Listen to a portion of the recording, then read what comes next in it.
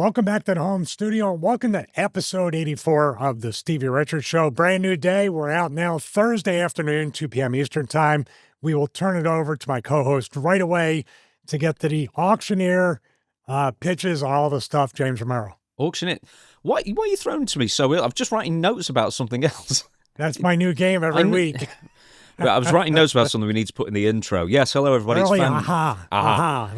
It's fan questions this week.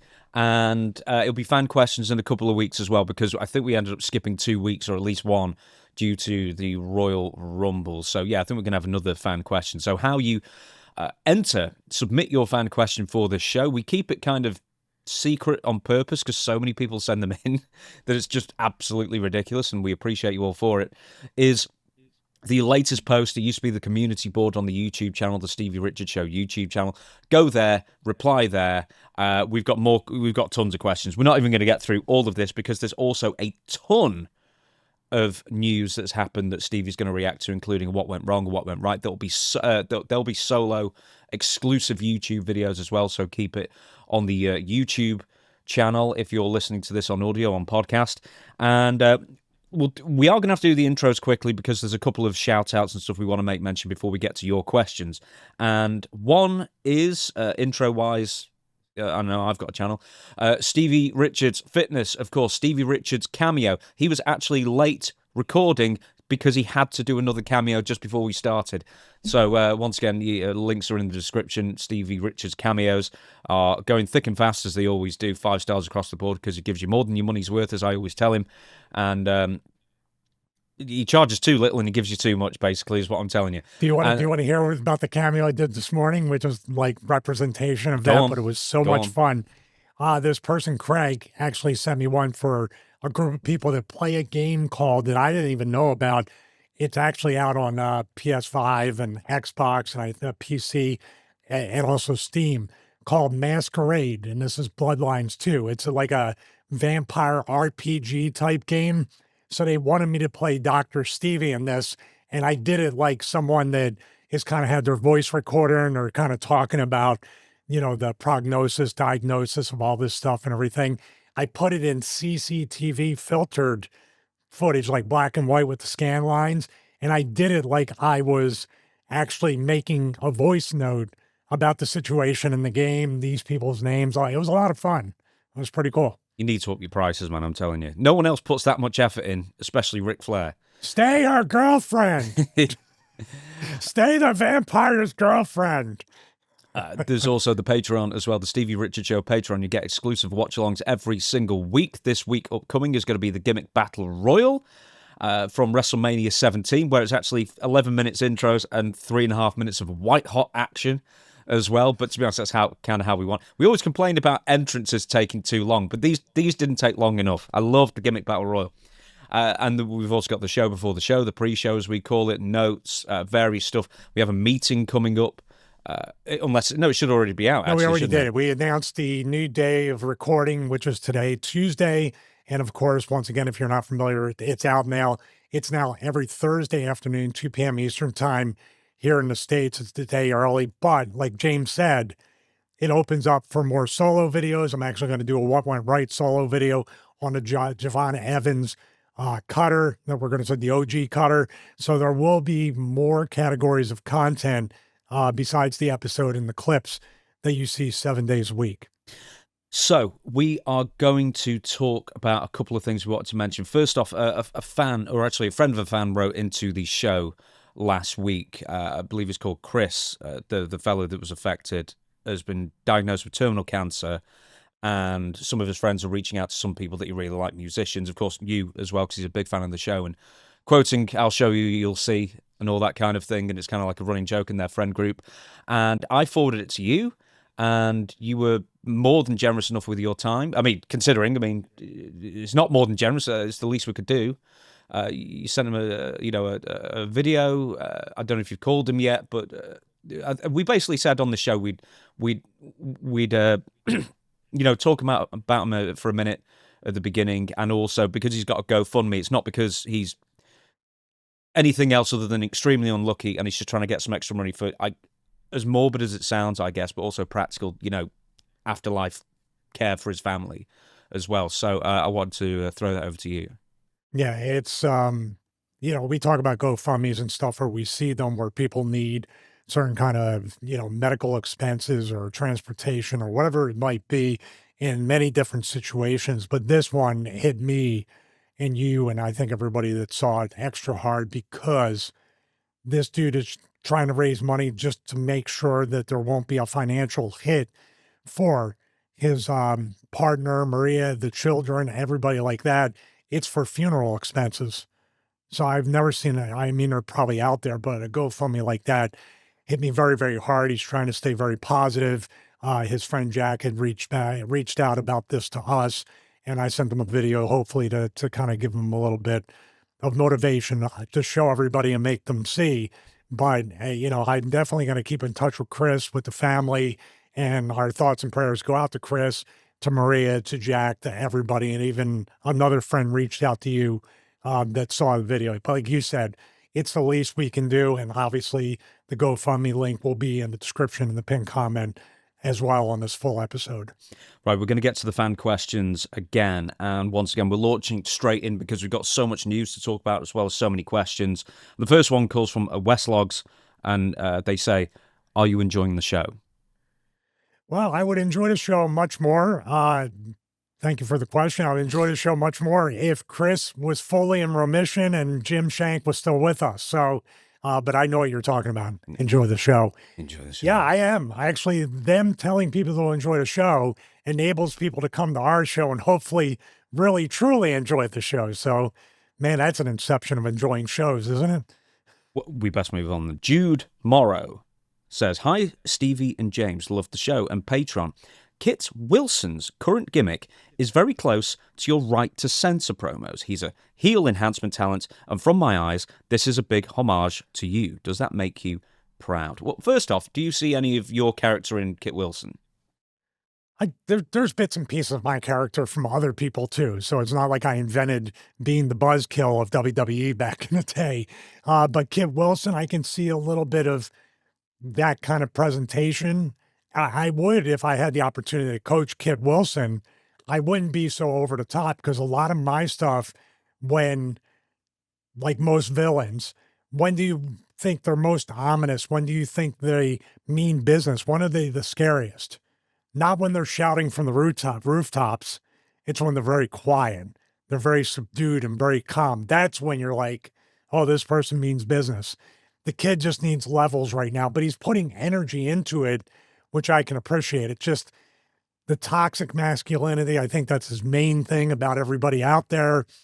If he's not shutting it down and if he's not doing what the Right to Censor did, then the company's not having him fulfill the potential of the character. So if it is an homage to me, then Kit Wilson, that's why you're eventually going to get buried. So stop doing it. Don't attach anybody clued in attaching yourself to me because you'll get buried. But I like what he's doing.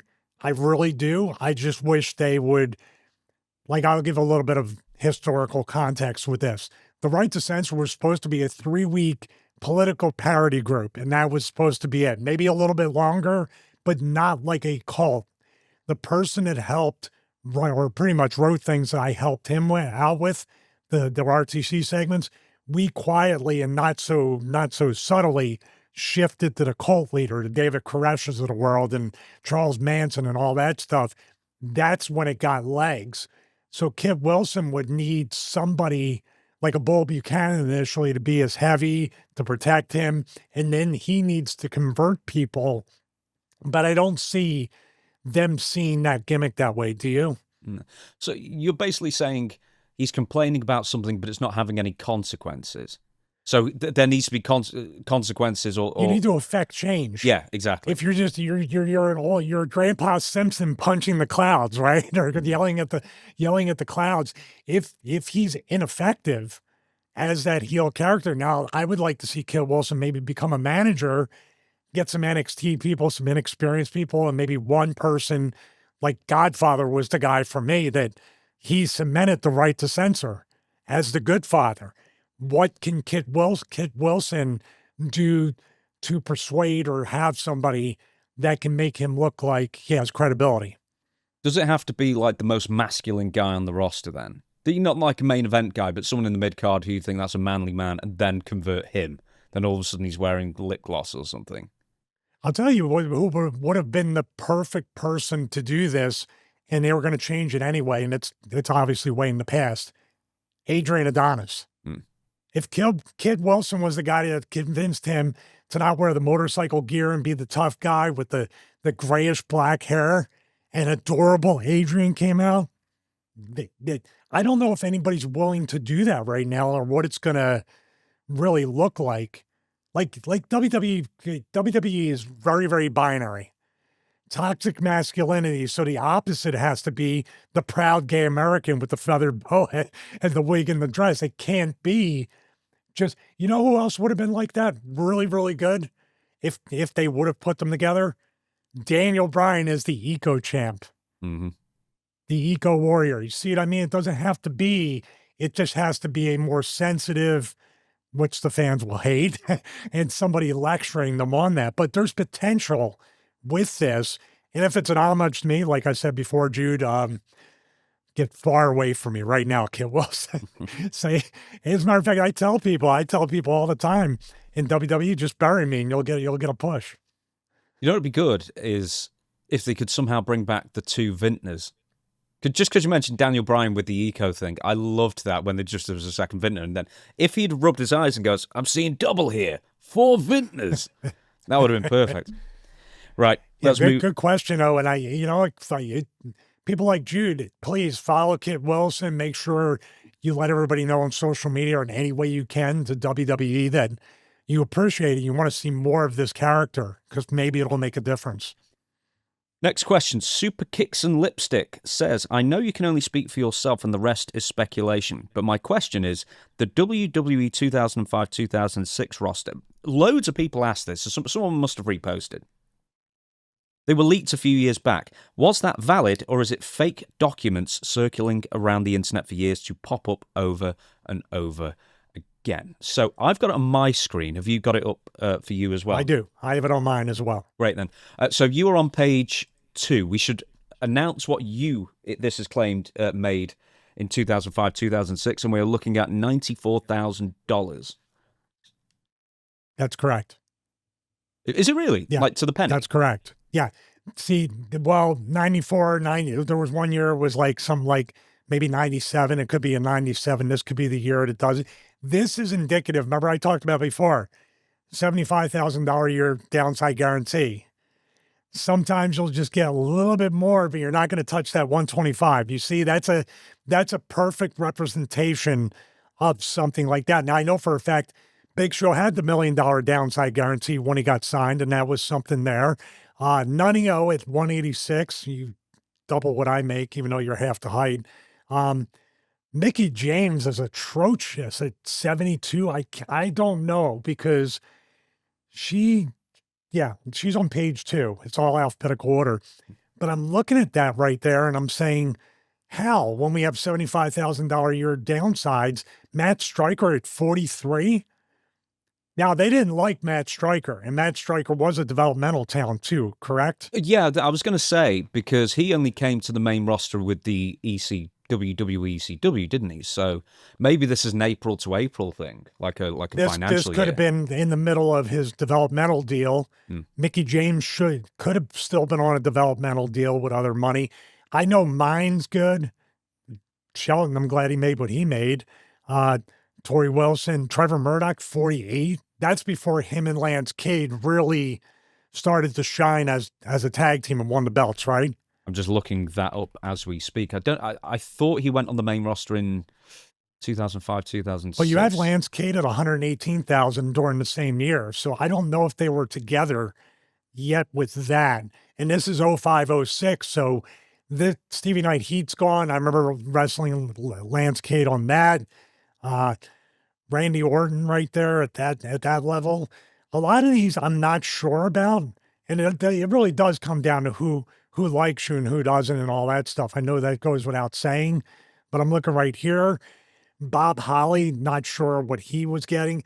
in other words, this is indicative of WWE even back then, that even though you're getting, for people to work really, really hard, 9 to 5, if not more hours, it's a lot of money. But when you factor in travel expenses, all that stuff and everything, this is very much opportunity-based downsides. Because a Booker T at 375, he more than likely made a lot more than that, and definitely deservedly so. But we're looking here at he was making $1 million in WCW, I think, in the last year. He was making either 3/4 or a full $1 million. I think he was right there. Buff Bagwell was making 3/4 and all that stuff. But this is where the WWE, actually, they give you a good downside in these cases that I'm looking at right here, the 6-figure and above, but there is still a ceiling that's pretty high to make more. So you're not getting lazy like those full-time WCW contracts where it's like, I don't care what I do because I'm getting paid the same no matter what. They had a good infrastructure to where they could make you work harder for more right there. So I'm just looking. Yeah, by the way, for people that say, well, they pay their first class flight tickets, they pay for the tour bus and everything, they get that money back. That's not a gift. So those are in there and they're nice for the talent, but nobody's getting anything over on The Office when it comes to that. It's just a matter. No, I'm sorry. I was going to say, I'm going to go through a few of these that kind of stand out. So Big Show, $1 million. He was signed that, I think, 99. I think he basically got the upgraded version of the Mark Henry contract that everyone was jealous of, I guess, at the time. Candice Michelle's 64 is quite amazing. There was Bob Holly was 217. I find it interesting that Danny Basham and Doug Basham aren't making exactly the same amount of money, but it's $4,000 difference for whatever reason.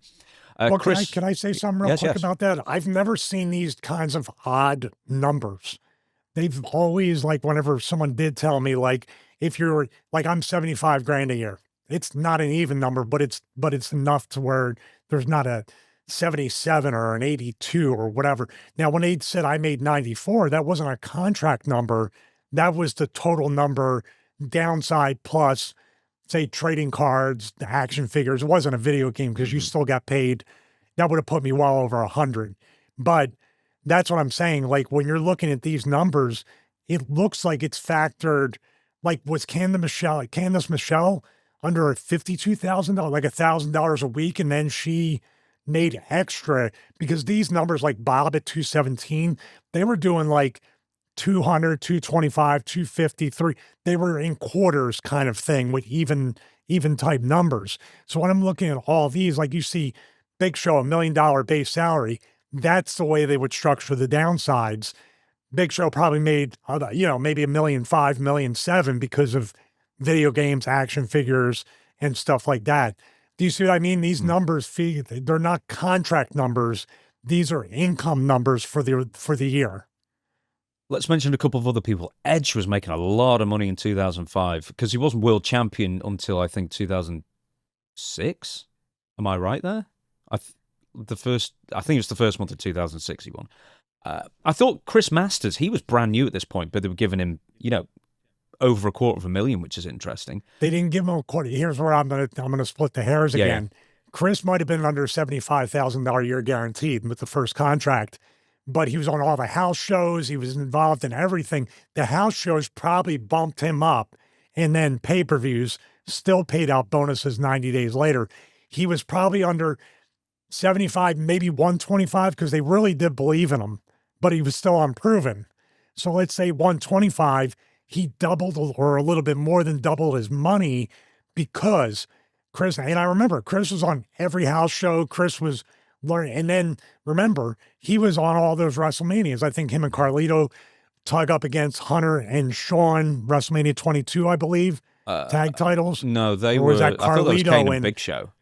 They were wrestling. But it was Carlito. He was teaming with Carlito for a while. He teamed with, who else did he team with? He was feuding with Shawn Michaels and wrestling Shawn Michaels a lot on house shows, I think. So that'll bump him making money just by being semi-main with Shawn too. Yeah. So these are total income numbers, downside, house shows, pay-per-views, and merchandise and royalties. That's my assumption with this. Yeah, it kind of goes to your thing as well that Jonathan Coachman is 175, which is, a clean number, and it's not like anyone's going to be buying Coach t-shirts at the time. So I figure he was just on, a base salary. But Coach was on house shows and pay-per-views too with Al. Remember when they were fighting Law? I don't know if that was this year. No, that was Stevie Nike. But also, he was probably office as well, so he probably didn't have like a performer contract like other people did. I mean, Jonathan Coachman will be able to tell us that, but I mean, was he getting payoffs at the house shows, or as a guy who wasn't a wrestler, he was an announcer? So would he just get a... Yeah. The McMahons had office jobs, and they also have talent contracts. So they could have liked Coach enough to have a little bit of both too. Trying to think if there's anything like Maria 41,000, which is very interesting. Anything else that we can pick up on? I still think it's weird that Ric Flair was never the shrewd negotiator with money, because he's making less than he did in WCW. And in WCW, he wasn't even in the top 12 earners, like during the glory years of the late 90s, which... yeah, but we also don't know how many like, payday forward things that he got or loans from the company. So that 508 could have been $1 million, but he paid back 492.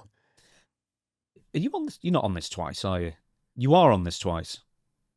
Because your Stephen Rich is $94,000. Then on page 3, I think it's just because it's a screen grab, so it's just mostly page 2 on page 3. Triple H over $2 million.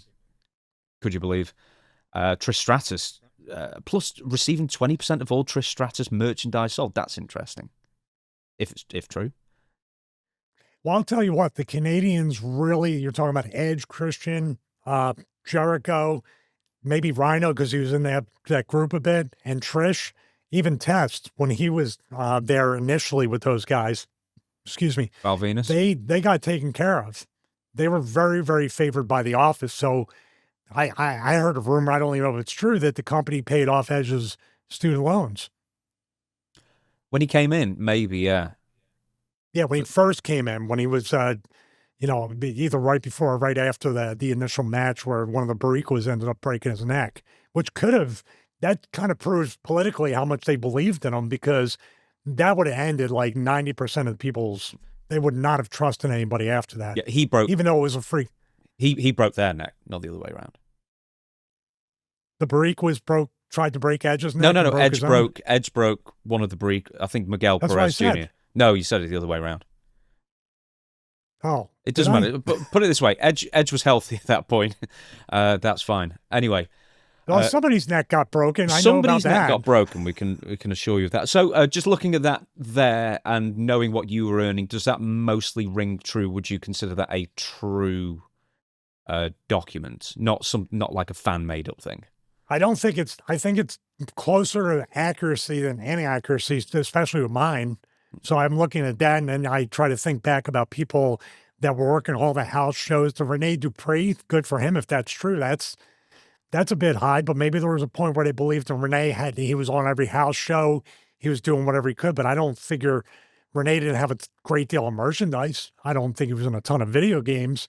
So that number there, I could ask him directly, actually. Yeah, dude, I was just going to say, text him now, and if we get it within the show, then we can sort of like stitch it back in. So while you're doing that, I'm going to ask the next question. From Sherlock Bryan. It's been talked about how in order to get ahead in WWE, one has to be more of an a-hole. Who, if anyone from your perspective and experience, made it to top guy level while holding a high standard of ethics? Thanks so much for the show and both of your efforts. Oh, I'd have to say Glenn Jacobs right off the bat. Glenn has been the same dude since the day I met him, even before WWF, and then now in 2026. He has not changed or wavered in any way that I know of. And obviously, when you're in the company, you're on the roster, and especially in the locker room, Miz can attest to this. I can attest to this. Matt Stryker can attest to this. Even if the greatest guys, the ones that you think the world of, and this isn't a slight on Glenn, this is just the culture of wrestling. Everybody, when you're that pariah or you're not figured in or you got heat, brother, they all kind of peel away and keep their distance. In the locker room, like outside the building, everybody's nice enough, but they have to play along with people that claim they don't have clout. You know what I'm talking about?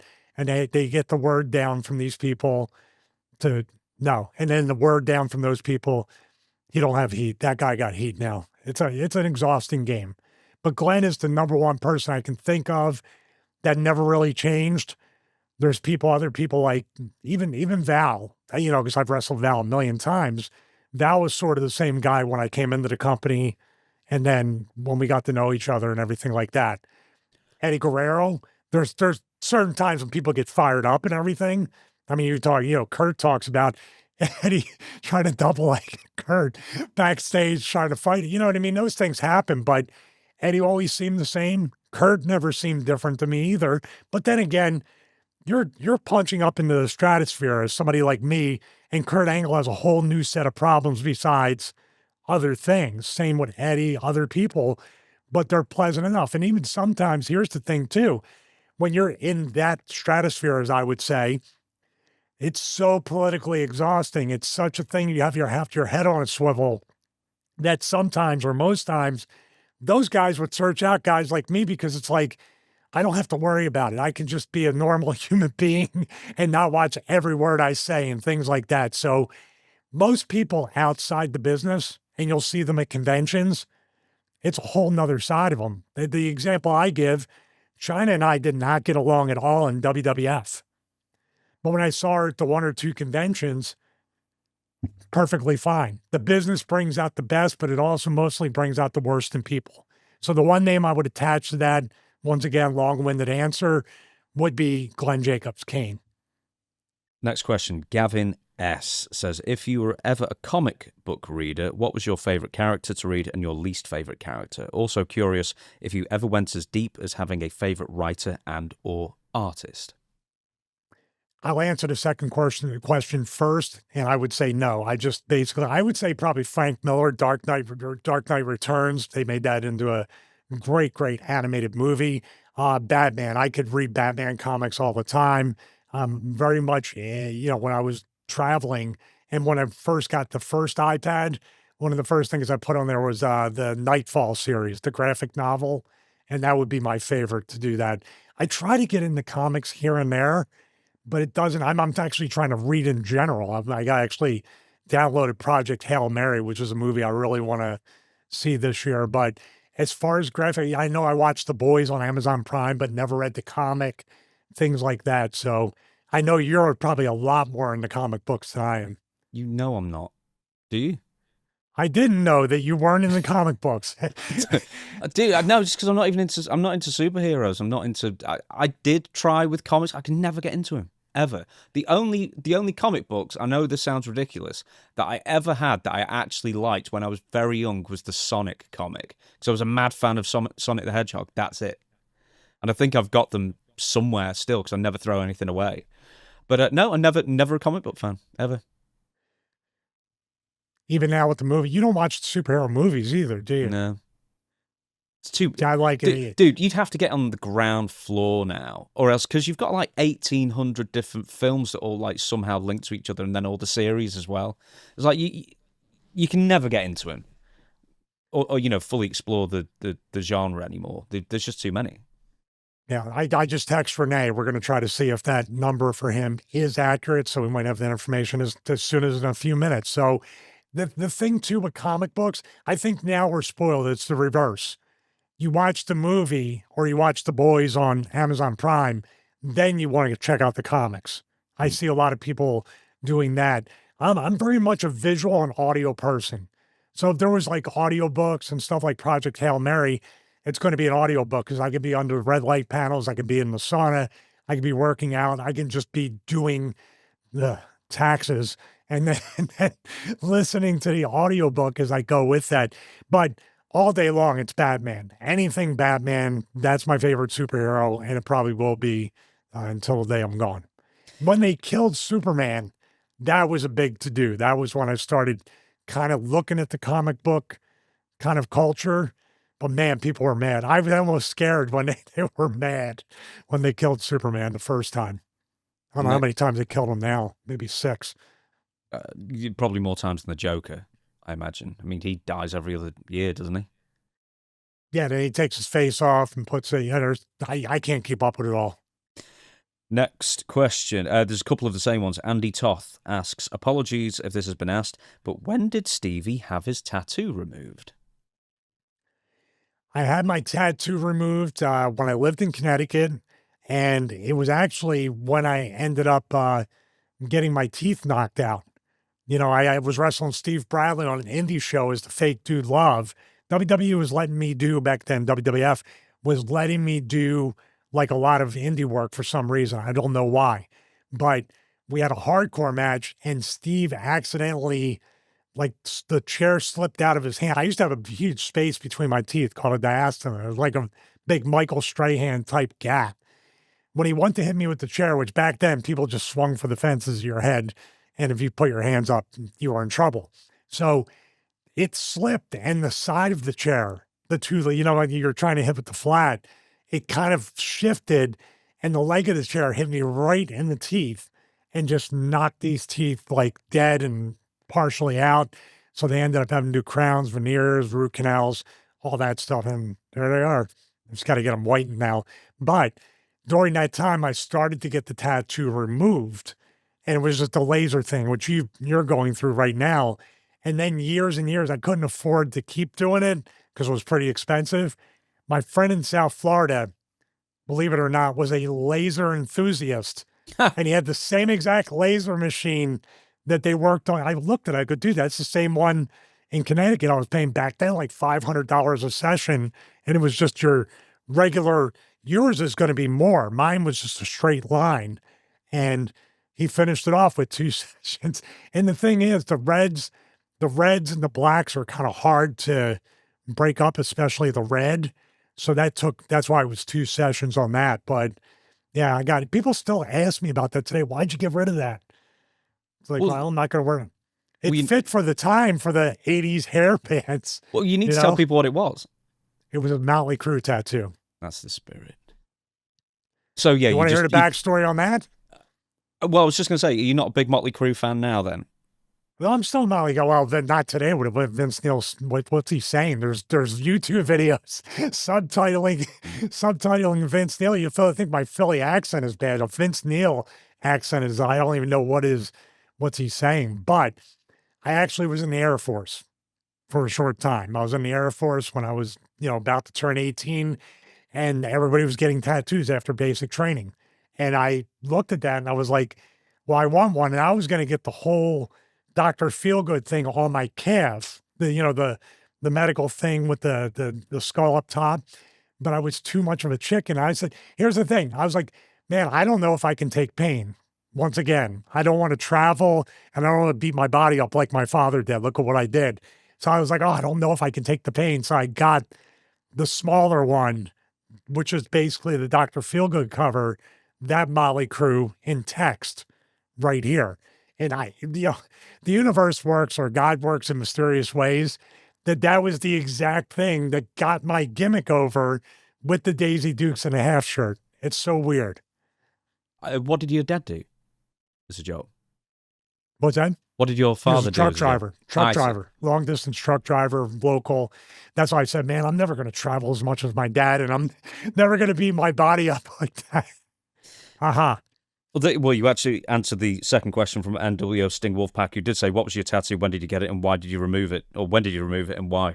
Yeah, the one thing I forget, because I've had a couple removed or lightened, is just how itchy it is afterwards. Like for 2 weeks, like the dry, itchiest thing in the entire world. Yeah, you can't scratch it because you're going to scar everything up once you do that.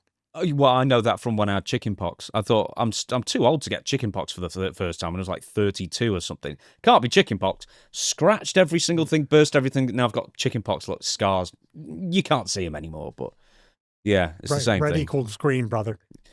Right, next one, and you're right, Mr. Jade Pinwheel. Hi, Stevie. A New Jack interview just dropped with you as a call. I say just dropped 30 years ago, but it's been reposted on YouTube.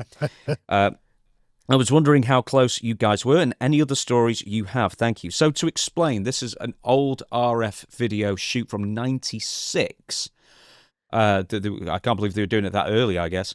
And they were having like fans call in, I guess, but the first person calling in was you. And you just watched it just before we started recording. You had no memory of this phone call. No, I don't. And, it was funny because it did take me back to those days with New Jack, and I have a couple stories. I think I shared them in the past, but it bears sharing again. I don't recall the call, but all I was trying to do was get him to put the BWO t-shirt on, which is funny because we talked about a segment, and it is somewhere on YouTube, where the gangsters came into the ring. It was part of a segment, big brawl or whatever. BWO, we're up on the Eagle's Nest, which is where the hard camera was at the arena.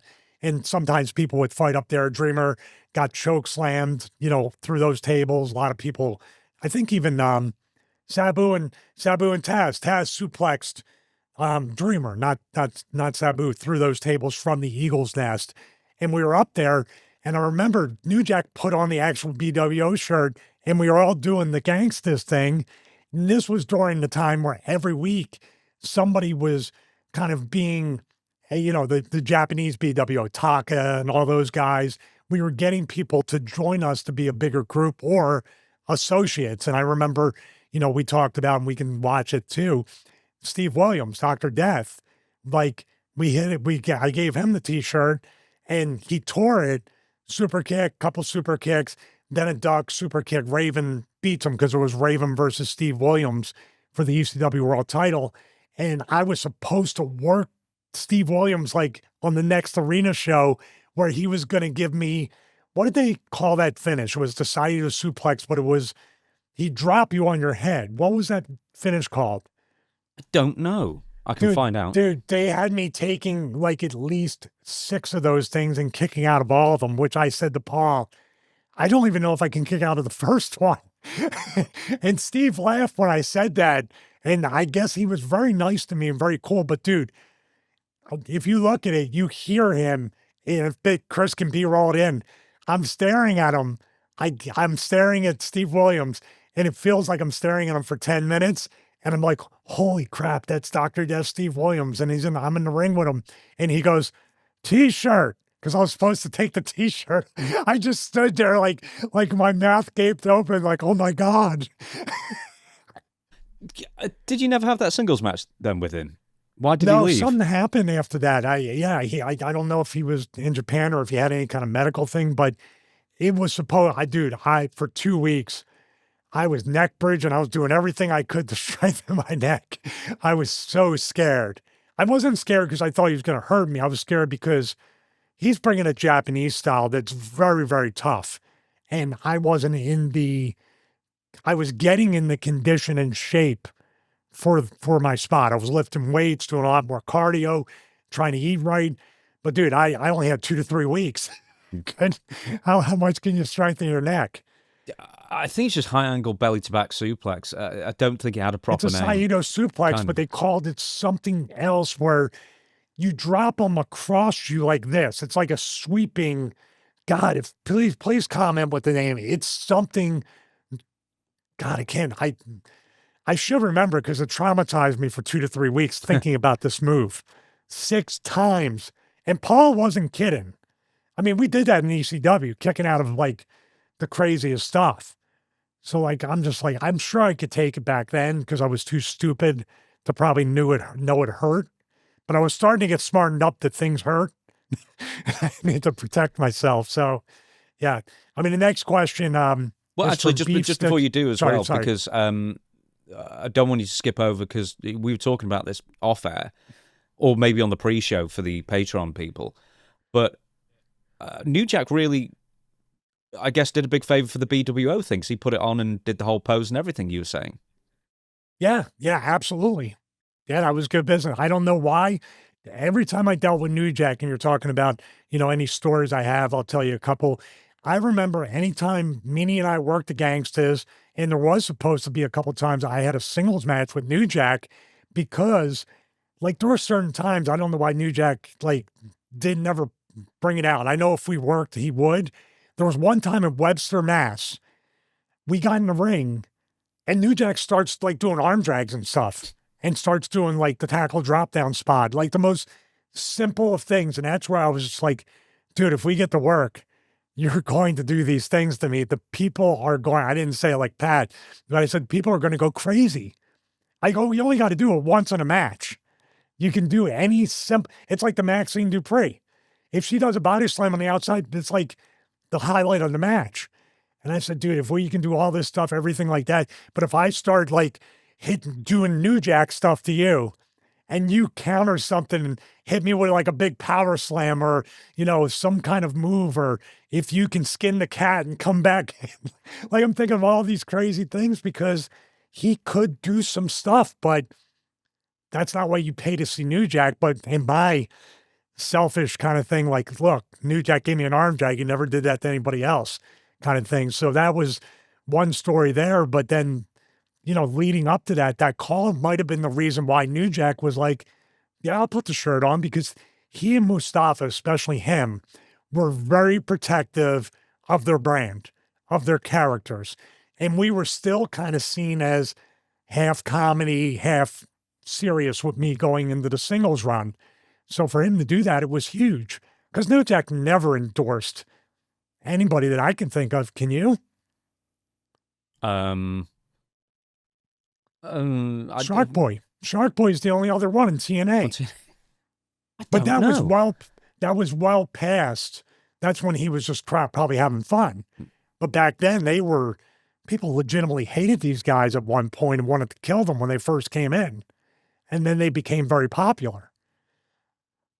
So the next question, Beef Stick has written in and says, who feared New Jack in ECW? Wasn't it mostly everyone? Well, I wouldn't say it was fear. I would say it was more of very, very trepidatious with a lot of things. Now, obviously, these things we're going to talk about the fight with Dances with Dudley and Jim Thorpe off the edge of the mountain in the locker room where it was, off just like probably hanging from the same cup and string that a lot of these podcasters use to record. But it wasn't like a hold your breath type moment. Now, New Jack was very protective of the character. So sometimes you were like, is he kidding? Is he not kidding? Is he going to, you kind of didn't know. It was like Sabu before I really got to know Sabu. Is he just going to snap? Is he going to be in a bad mood? What's going to happen? Is something, Perry was like that too. And I was always very trepidatious of people like Perry, because what made Perry mad today? And is he going to be able to control his anger in the ring? But those traits make the characters real to the fans as well. It wasn't so much fear. It was just like, But I think I was so oblivious to everything, and I just wanted to work everybody. Anytime I talked to New Jack, it wasn't like, hey, Jack, this is what we're going to do. This is what we're going to do. But I was like, hey, man, you guys do this thing. Is it okay if we do this before, to kind of tease it and then go into it? And he'd be like, cool, probably because you get your stuff in. What do you care, right? So it was never a problem with me. But obviously, he's been in quite a few altercations and fights, not only in ECW, but after that. So it was Dances with Dudley. There was also another one that I don't know if you were there for. Was it with one of the Pitbulls that you had a fight with, if I'm misremembering or not? I don't recall a full-blown fight. My guess would be it would be Anthony, the bald one. Because Anthony was another one too Gary was very laid back. Gary wasn't usually anybody that was very, how should I say, high-strung, unless he was blocking my chair shot at that double dog collar match. Then he tightened up quite a bit. But no, if there was one of the Pitbulls, I would think, just my guess would be Anthony, and New Jack. It was, because I've got it on my YouTube channel, Blue Meanie on New Jack versus Pitbull number 2 Anthony Jones. I got the scoop from Meanie. I completely forgot. But yeah, so there was that. But the Dances with Dudley thing. Well, if something happened out there in the ring, this is all I know. Something happened out there in the ring. Then Adolfo, Dances with Dudley, comes back first, I believe. Then New Jack is not long after him and just attacks him. That was it. And I think then there was stuff afterwards said back and forth. Now Adolfo, Dances with Dudley, he took some really heavy shots from what I remember and got right back on his feet. Everybody in this locker room, probably outside of me, are very, very tough guys. Very tough guys, a lot of real fight experience. And sometimes, obviously other types like Taz with judo and other people, they can handle themselves. But I was still amazed because I don't know if he hit him with the nightstick. He may have hit him with he hit him pretty hard and we heard it. and then there was a scuffle, and what you're looking at is basically, I don't know what you call it in the UK. It was the size of a small sunroom with the windows and everything around. And it was, somewhere spring or summer, I believe. And it's tight. So when they're getting into a fight, nobody can even really separate too far from them in a semi, everybody's still kind of in the fight with them, even though everybody kind of peeled back, then broke it up. And after that, I don't know what the fallout was company wise, with Dan. I know Dances with Dudley was not with the company that much longer because they had multiple Dudleys that were coming in after that. Well, there we go, Jim Thorpe, Pennsylvania. So that was on 6th of October, 1995. He'd remain with the company. I mean, he wrestled a couple of weeks after it, I guess, or he was on the cards. He did wrestle right after that. I remember that. So he would make it until January. Then he'd do one shot in March 96, and then he would turn back up for a couple of matches in June of 96, one of them against you. In New York. Middletown, New York, yeah. Middletown, New York. Yeah, we had a great, I really enjoyed that match. And that was weird because the fans he was doing the Tatanka thing. For some reason that night we decided to do that kind of thing and fired up like a mix between Tatanka and Chief Jay Strongbow. And I remember I beat him with the kick and the people started to cheer me a little bit. So that match might have been a little bit of the turn that Paul noticed that, we can. Then obviously the BWO came in November of 96 later that year. But I do remember that match in Middletown. Adolfo Dances with Dudley was involved in September. I think was it September 13th? September 1995 was the double dog collar match. The Dudleys interfere with that, and Adolfo was a part of that as well. As what's his face? I was really friendly with him. One of the original Dudleys was a tall, dark hair guy, not Big Dick, but I forget his name. Was it Dudley? The really big guy who was bigger than Bubba. No, Big Dick was the big guy, but then there was a guy that was about my size or a little taller, and you had Dances, you had Sign Guy later on, but he was one of the original ones, the OG ones. Before Bubba and Devon. I'm trying to find, because this is just the Dudley Boys Wikipedia, so that's just those two. Bubba and Devon, of course. The Dudley brothers, here we go. Damn it, I can't find it. Was it Dudley? I think it was Dudley. I can't find it. Yeah, but Dudley, Heatwave, he was wrestling. So he was part of Raven's Nest, or at least aligned. Yeah, it was him and Dances came out to interfere, got super bombs during one of the falls, during the second or third fall. That was a long one. That was out of nowhere. I don't know what they did in the ring. Somebody must have thought somebody was shooting on, or they both thought they were shooting on each other, and it just really spun out of control. In Beyond the Mat, and New Jack says, I had 4 justifiable homicides in prison, which I don't think anyone believes now. But he was very convincing and with his reputation, I can kind of get it. But was he telling people that backstage at the time before Beyond the Mat came out? That he had no, that's the first time I heard it. That was the first time I ever heard that. No, he wasn't. I mean, obviously New Jack is boisterous. He's loud. You know he's in the locker room. Wherever he's at. But at the same time, he didn't go around reading off his resume, at least not around me. That's another thing. With me, Meanie, Nova, and, Meanie and myself worked them a few times. When we came out as Public Enemy and did the whole thing and then took everything off and brought them out and tried to wrestle their style with that. But I guess because I'm not in that measuring contest, I don't care. I just want to work, make some money, not get hurt, and go home. So just before we move off the New Jack thing, you also told me, should we bring this up on the show? Or I think you even thought that we'd brought it up on the show before, but I checked the channel. We've not mentioned New Jack, or there's not been a single clip of New Jack on the channel. So I'm looking forward to your story about New Jack's WWE tryout match. Now, he has spoken about it on interviews many years ago, and I don't know if He didn't do it, essentially. He was brought in to do one, and then he was scrubbed off the board, essentially. So what do you remember of that day? Could you give me the synopsis of his viewpoint about that? You know, what he thinks happened and what they were bringing him in for? Because I think that's where the miscommunication started, right? Right. Okay. So he was brought in, so he says, for a dark match. And somebody, whoever it was, whether it was Dean Malenko or whoever was an agent, said, whatever you do, don't talk to Vince McMahon. So the first thing New Jack says is, hey, Vince, how you doing? Thank you so much for bringing me in, blah, blah, blah. You know, it was very nice. And a few sentences later, and Vince goes off, and he's probably a bit bemused, Vince is.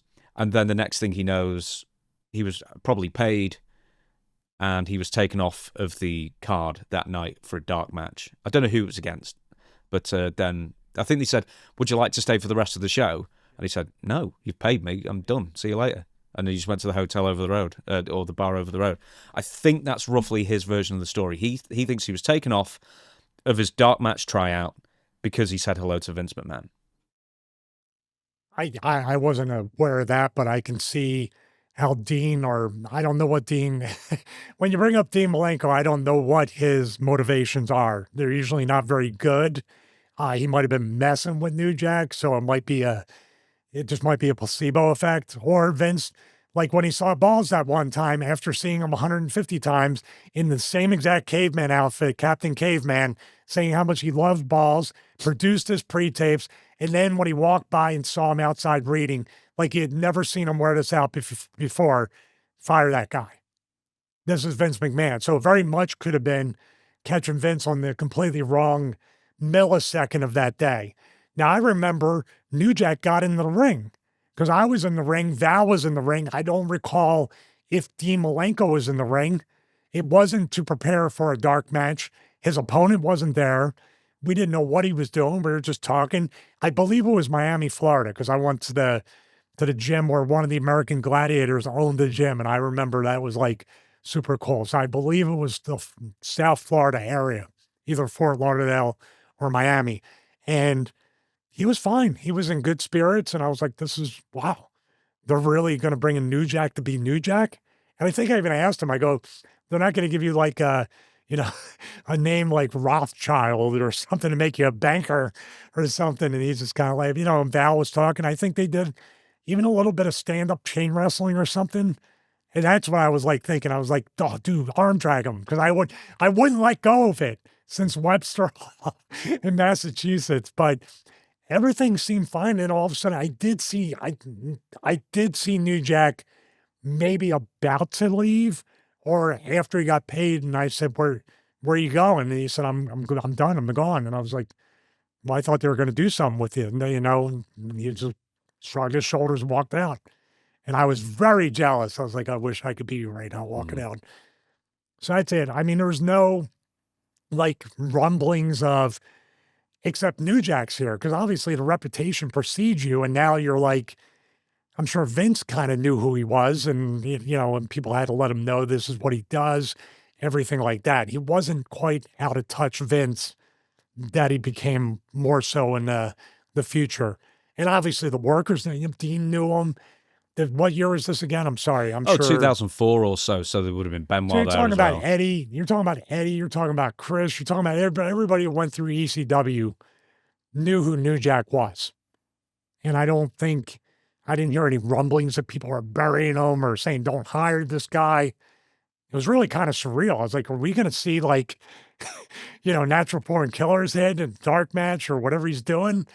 I thought he'd be there to kind of do a run-in or something, or they were starting to figure out whatever. So long story short, it didn't seem very pretentious or contentious in any way possible that you would know, like, oh, dude, he's got so much heat. He said hi to Vince and blah, blah, blah. All this stupid telephone tele-wrestler thing. So he left, and and I'm sure many of the boys like me were like, I wish I could leave early.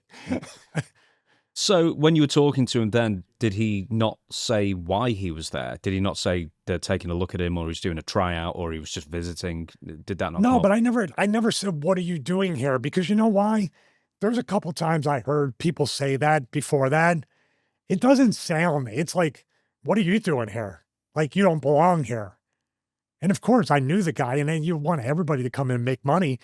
So I was like, dude, what do you, I think I asked him, I go, are you doing anything tonight? He's like, I don't know. Maybe at that point he didn't have the dark match or wasn't sure what he's going to do. But of course, you know what I said to him? Oh, dude, I want to work you. We got to get that arm drag in. He's like, gee, we should stop with the arm drag. The arm drag would never happen. Everybody here knows I tend to obsess over certain things. Did you never wrestle New Jack singles? No. Meanie and myself wrestled him on a TV taping where we came out as Public Enemy after they left and did the whole thing, took it off, cursed, get the F out of here. They came out. We shined them for a little bit. Then they got over on us. I think the Eliminators came out too. So they went off and did that business. Also, in the beginning of that, when remember we were doing the T-shirt commercial for the Hardcore Cafe as Rocco and Johnny Grunge? We wrestled the Gangsters in Allentown at Ag Hall on a fan cam thing that made TV. So it's only those 2 matches. That was it. We briefly, Raven and myself, remember when I went through the Flaming Tables and Public Enemy won back the tag belts? That was originally a 3-way dance, and the Gangsters were eliminated very, very quickly. I don't know what was going on with them and Paul, but they were eliminated really, really quickly. And then Public Enemy won the belts back from us with the double Flaming Table that got repeatedly lit on fire for 2 minutes. Why? It just kept going out? It kept going out. And Johnny Grunge, he kept lighting the bottom table, right? You know what he decided to do? And they did a nice cross dissolve or smooth cut and has no adventure resolve. He's like, it won't stay lit. I know what to do. He took it and squirted the lighter fluid below me on the top table and then lit it. Oh. Never got any burns. I got some burn, but when I came out, my hair was wet. It was back in the tail. I was soaked with water, and all that water dried up before that. Okay. Right. Okay. We're going to do a couple more questions, then we're going to get straight to the news. So this is from, I don't know, Jackson Zizowski. I think it actually is sneaking in a swear word there, so I'll just say it like that. Is there any hope for wrestling over the next 10 to 15 years? I know they are setting record numbers, but it just seems like the wrestling we all grew up with is gone. It seems to be everyone forgot the traditions of our beloved sport. Jim Cornette, I'm sure years ago, said something similar, and it was termed a lot more succinctly, wrestling is dead. Is wrestling dead as we knew it? Well, as we know it. And this is a tale as old as anything with culture, sports, entertainment, comic books, as we ended up talking about earlier, anything in that category or many categories of entertainment or content. Everybody today thinks this is the best time to be a wrestling fan. Everybody, the generation before, feels like that's the best time. The next generation is going to think that's the best, and this generation is going to think, what has happened to our beloved sport? Okay. Do you think it's? I don't know anyone who says this is the best wrestling's ever been, though, apart from Dave Meltzer. That's it. I don't know anyone who has been a long-time fan who looks at pro wrestling today and says, do you know what? Wrestling is the greatest it's ever been in the year 2026 or 2025 or 2024. I really don't think these people exist. Okay, let's put it this way. Are there children out there that are watching the current crop of talent in any company or all companies that says, I want to be a professional wrestler. I want to cut a promo like Becky Lynch one day. Are there people, yeah, I knew that would get you. Are there people saying, I want to be CM Punk. I want to be Roman Reigns. I want to be Drew McIntyre. I'm sure there's children out there that dream of becoming professional wrestlers and want to do that. Now, I would recommend these children go and become professional football players first or something else, or a YouTube star and make a trip to the woods in Japan. That will be the path to success. You got that reference? Yes, absolutely. I think that wrestling's more accessible than it used to be, because you see the people on screen now and you think, you know, if you can be pretty much any size as long as you're in decent shape, and think, well, if I really trained hard, worked out what to do, when and where, and got the right guidance and greased the right palms and that kind of thing, I could make it to WWE or at the very least NXT. Whereas I think in years gone by, you couldn't truly envision that unless you're at least 6 foot. The mystique and mystery and learning every single thing the hard way. I'm pointing at myself right now. You had no clue. You had no education. You can even look at WWE Unreal now and kind of get an idea, or at least 6 months down the road, they don't think much of you. And there's a bunch of things you can be clued in on as far as that. You have information overload, but back in the day, it's like, what's today going to bring? What's tomorrow going to, what do I do here? How do I do that? Sending tapes, calling the office like once a month and checking in. Those things have completely. The two people I think last did that were Ciampa and Gargano. They were calling the office like every month for years until they finally got a job. I don't think anybody does that anymore. I think now agents and other people that are more professional representation are handling it, even for college athletes. And because college athletes now are making some of them millions of dollars in football a year. There's a lot of stuff going on. Here's my question too. I'm going to twist this a little bit because in some ways the traditions of our beloved sport are gone because they're traditions, but you can always see that on YouTube or the network or the Vault channel or anything. So there's actually a better path if you're somebody that loved what used to be.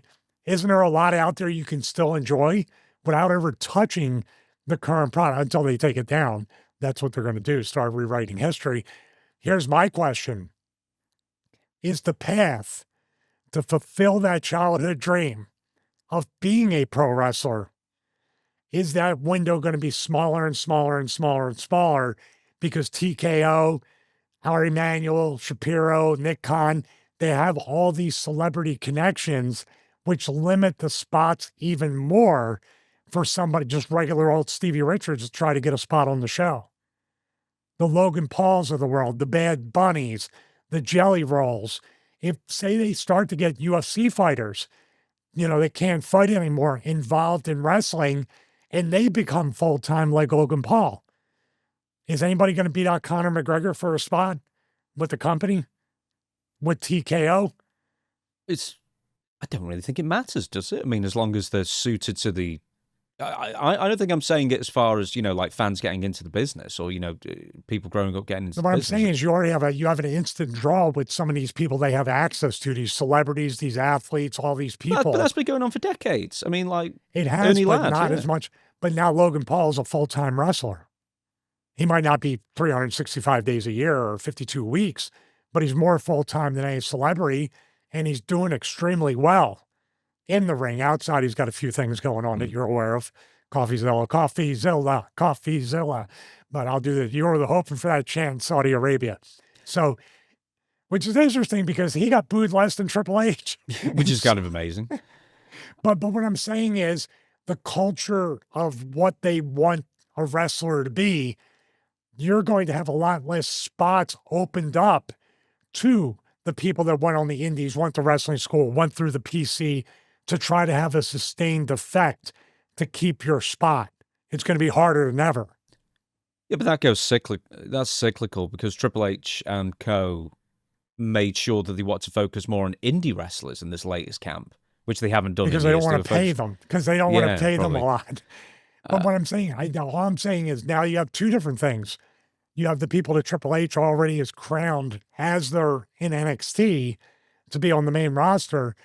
There's a lot of different uphill battles now in modern wrestling. There's a ton. There's everything in wrestling. If you want to be a wrestler and have any level of success or even just make a living at it, you're fighting just an immense uphill battle every single day.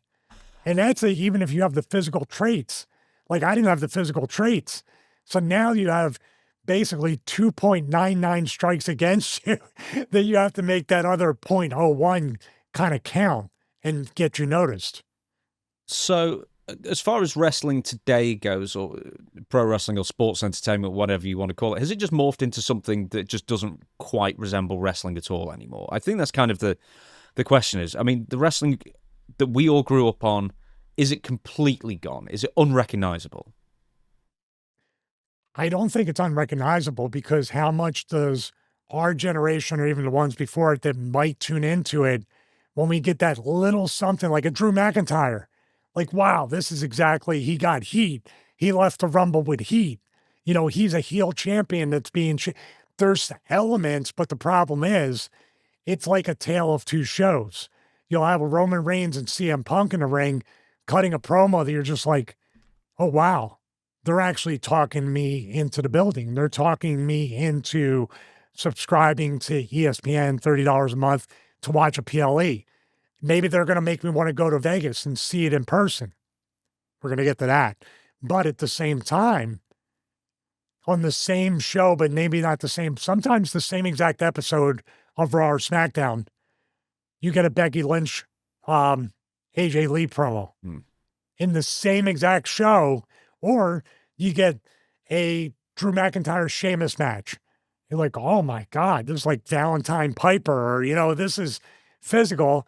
And then you get Hot Wheels feet with people running around just trying to do the choreographed spot.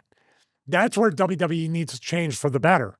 We need a brand identity from the first segment to the last segment, string them together for months and months and months to get people to come back. And this is going to be the final question of the fan questions this session. We're going to have another one in a couple of weeks because we've got tons we want to get to. Unranked Chevron. There's actually two questions regarding the same thing. Retired wrestlers commentating on the state of the industry has become something of a cottage industry on YouTube. What do you think separates the more successful channels from the less successful ones? And do you think this is a viable post-wrestling career for most retired wrestlers?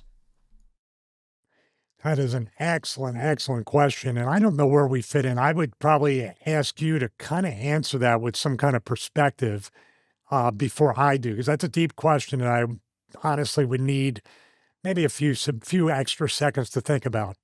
So as far as viable for most wrestlers, what do you call viable? As in, like, you can pay your mortgage with it? For most people, no. I don't think it will be, because, I mean, we know, say no names, there's some big wrestling stars over the years that have attempted to do stuff on podcasts or YouTube, and it doesn't work because their personalities don't, you know, cross over well for YouTube or this kind of presenting, or they've got bad memories, or they're very guarded and they don't want to upset certain people. I mean, no one wants to upset everybody, obviously, for the most part. And then there are others that just aren't very good at it, and a lot of people try. And then there's also like production stuff, like people don't get proper microphones or cameras, or just do it through StreamYard like it's 6 years ago, and don't realize that stuff's evolved. You know, wrestlers who, you know, wanted to do it, say no names, you know, wrestlers who were asking you information, and then when you told them how much effort we put into this, they went, forget it, I'm not doing it.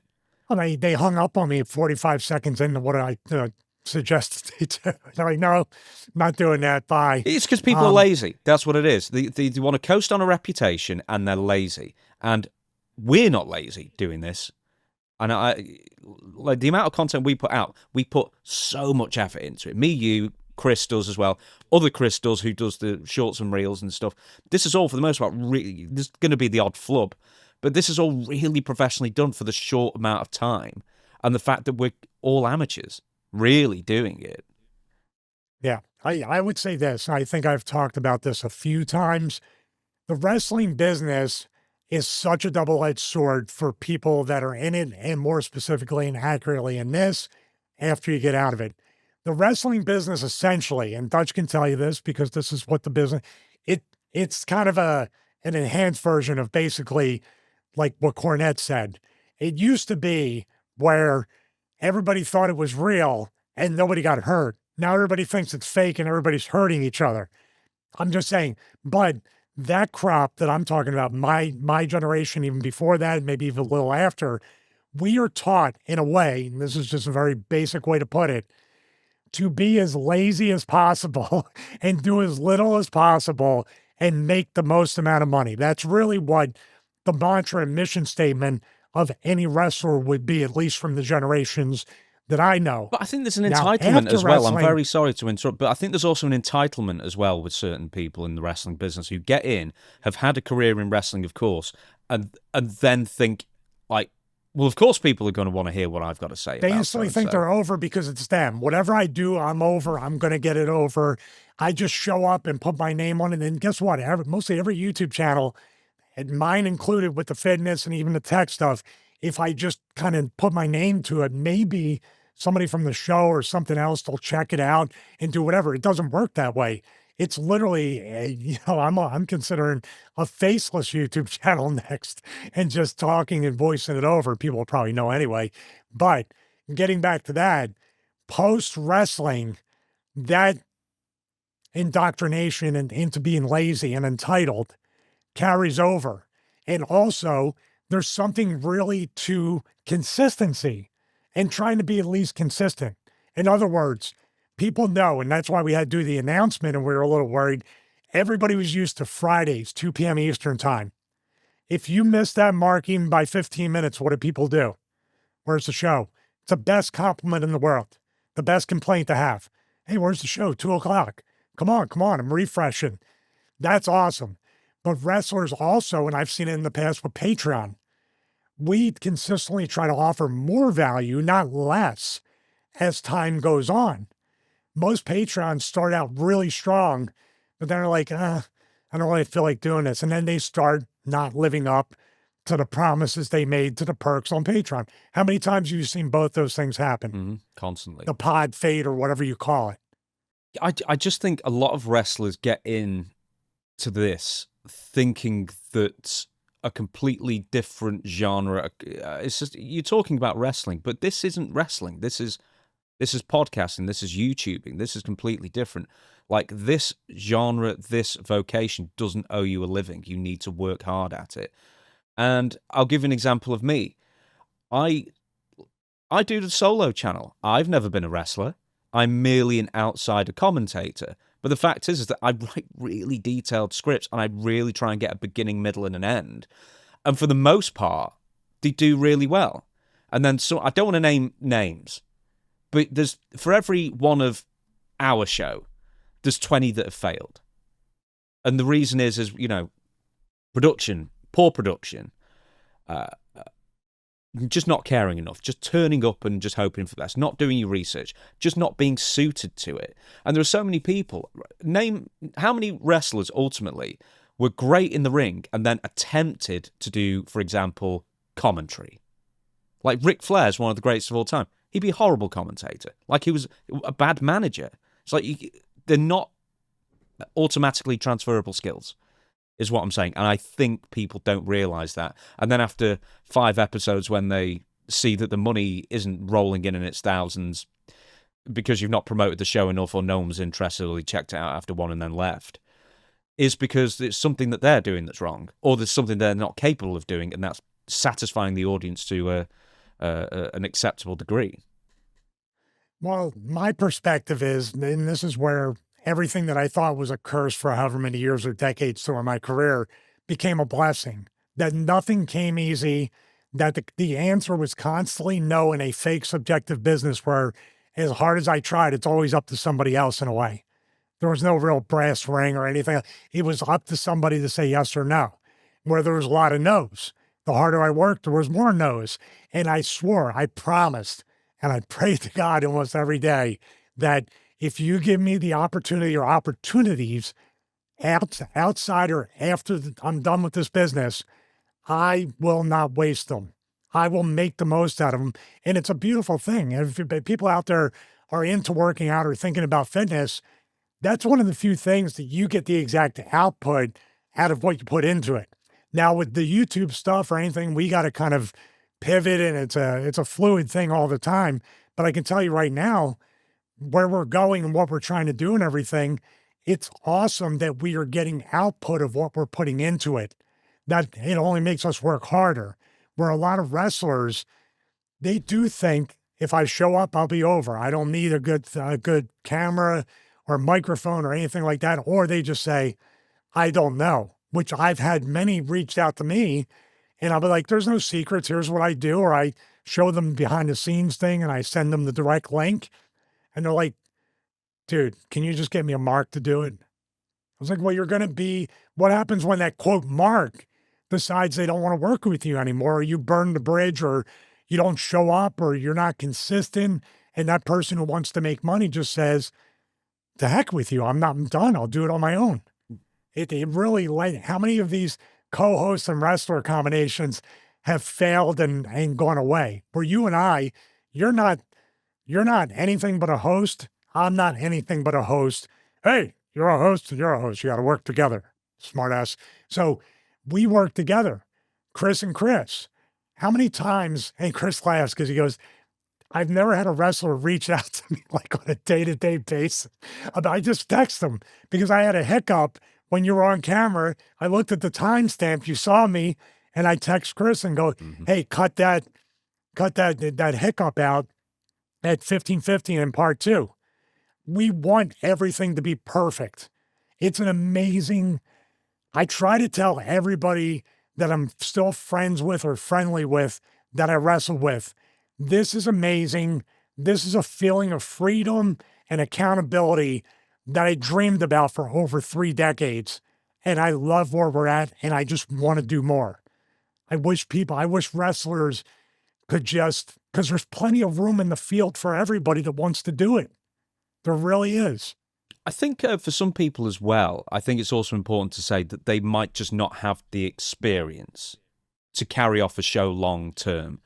And I'm thinking, I've got some names in my head. Once again, I'm not. You know what else they do? If I could just interject 2 seconds. We try not to, even though one of my least favorite things on this show, reliving the past, nostalgia. Like I want to move here, talk about, more in the modern stuff. We've learned to mix that, try to have unique segments, what went wrong, what went right, botch watches. We're going to continue to do that. But do you see what I mean? How many stories can you tell from the past without paying attention to the present and the future and trying to commentate on that? I think it's the same with you and Dutch. Obviously, Dutch doesn't put in anywhere near the effort you do. I think that's obvious on that sense. But the thing is, with him showing up right now with his health and everything, to do it is a big deal. No, I know that as well. I'm talking about technically speaking and whatnot, and he does look forward to it. He really enjoys it as well, which is nice to do for him as well as be the host and everything. But the fact is that neither you nor he were multi-time world champions kind of thing. But the thing that you both had that I recognized, that I thought, well, this might well work. And I know when we first chatted really about this, it became evident, was that you worked so many different places for so many different promotions and have... Dutch's memory isn't as good as yours, obviously, as well. But you've got so many experiences to talk about, and especially in Dutch's case, like he's been in the business 50 years plus, I think, at this point. I mean, he started in the 60s. He started in 69. Just before, he was drafted. Like, that's invaluable. And then you've got somebody who may have been in, and actually, do you know what? Here is the outlier to that, is Maven. And the reason, he had a relatively short amount of experience in WWE, even compared to you, who, were there 10 years and he was there like 4, I think. But the fact is that he makes up for that in 2 ways. One, he's very engaging as a presenter. And 2, the production values are really great as well. So and then they only do 1 video a week, or maybe they're doing 2 videos a week sometimes. So it's kind of like almost a destination programming kind of thing with Maven. We do different stuff because we react to the news and we do things a bit more, I guess, traditionally in that sense, but we still do well in our way. Dutch, we do the same thing. But the thing is that most people who try this kind of think, well, one, I was over in wrestling, so therefore I'll be over in podcasting. I'll give you an example. Kevin Nash, he was a multi-time world champion, founder of the NWO. We crap all over his YouTube views. Because guess what? He doesn't put the effort in. You can tell he doesn't put the effort in compared to what we do. Nobody does, apart from Maven and a couple of other people. And I'm not saying that Nash is even doing badly on YouTube. I'm just saying, if you're going to compare his stature in the wrestling business to yours, and I do not mean that as a put down whatsoever, because you were hired for 30 years and made a living. But if you're going to talk about, world champion types, it would be inverse. And it's not. Because you do so much better than he does on YouTube. It's just a completely different genre. And it's a tribute to you that you're not a world champion, and yet you do multiple times the views that he does, at least on YouTube. Yeah, and I'd like to thank him for letting me steal Big Daddy Cool and become a Big Stevie Cool. So yes. I still owe him dinner for that. You know, him with Sean Oliver, though, I figured that would be a smash hit because I always love Sean's cadence, his delivery. Obviously, he's a voiceover actor and he knows how to present. And Nash is very laid back. That's something for somebody out there that likes that style. You know, that very much, you know, I'm jealous of Sean's studio, of course. But with that being said, like I said, there's plenty of space for Kevin Nash to have his demographic, have his audience, us, Maven. And by the way, I think with Maven and us, Maven works with Zach. We work together. When it's a partnership and I defer to you what you're more an expert on, and I learn from you, and then we have, you know, I don't know what you learn from me, but a lot, trust me. But here's the thing. We treat it like a job. That's what Maven treats it like a job. We treat it like a job. We don't treat it like a dick around once a week kind of thing where, oh, I'll just take an hour and a half out my busy schedule of doing whatever it is and then going on camera and then getting off and forgetting about it. No, we treat this as a job. Chris puts in 20 hours a week just editing this every week. You know, that's a part-time job just for this one show, let alone everything else. And that's the difference. Other people don't. Or a little part-time thing.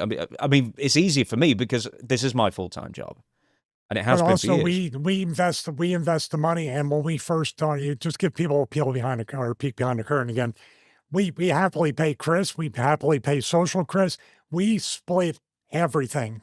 We split the income, and we split the expenses, and that includes Patreon because I wanted you to be a part of that. And I said, if we work together because of our chemistry, what we can do, and everything, we're going to end up bringing all the numbers up. And that's the way it works. It's very much a collaborative effort. I couldn't do this without you. I couldn't do it without the Chris's. And to delegate that stuff that, you know, on the back end especially, but that's what happens a lot with these wrestlers too. Once they start to get the numbers, they look at the people, the production crew, the camera people, the editors, who's running the back end of YouTube and go, well, I'm the star. What do I need you for? I can take all the money straight down after that. You know what's funny is, this is another thing, is when we were discussing like how we were going to split the money, and I said, just straight down the middle. And we'll just do it 50-50, and because we're working basically the same amount on it. And then you went to me, wow, that's generous. And I thought, damn it, could have said 70-30. No, I would have never put up with that. That's funny. But I just remember at the time, let's just split it. And you went, man, you were really generous with that. And I was like, could have really got some more out of that and not even realised. I have those Ric Flair negotiation skills. Oh, dear. Yeah, you should have said 60-40 your end, man. Anyway, there's one more from Eddie Bamber that sort of ties in with this. Which talent that you worked with during your in-ring career who doesn't currently create YouTube content do you think has the potential to make a successful channel, it says yourself channel, but YouTube channel, both in terms of stories to tell and charisma? Because basically, you've also have to have a good memory for the past as well. So there's a lot of prerequisites to be a successful YouTuber. I think the person that would be great on camera, tell a bunch of stories, also have a real world view of what's going on, at least in their area, and is outside the bubble in a lot of ways, would be Kane. But he's currently the mayor of Knox County, so he's a little bit busy. But he does weekly updates and talks. He's on camera, and obviously that doesn't go away after decades of being on camera and playing a character. He does a lot of public speaking. I think Glenn would be the perfect bridge for that. I can't think of, Ken Anderson's doing very well with his channel. He's starting to gain momentum and traction with that. I like listening to him and watching what he does. He's starting to do some crossover, some collaboration stuff.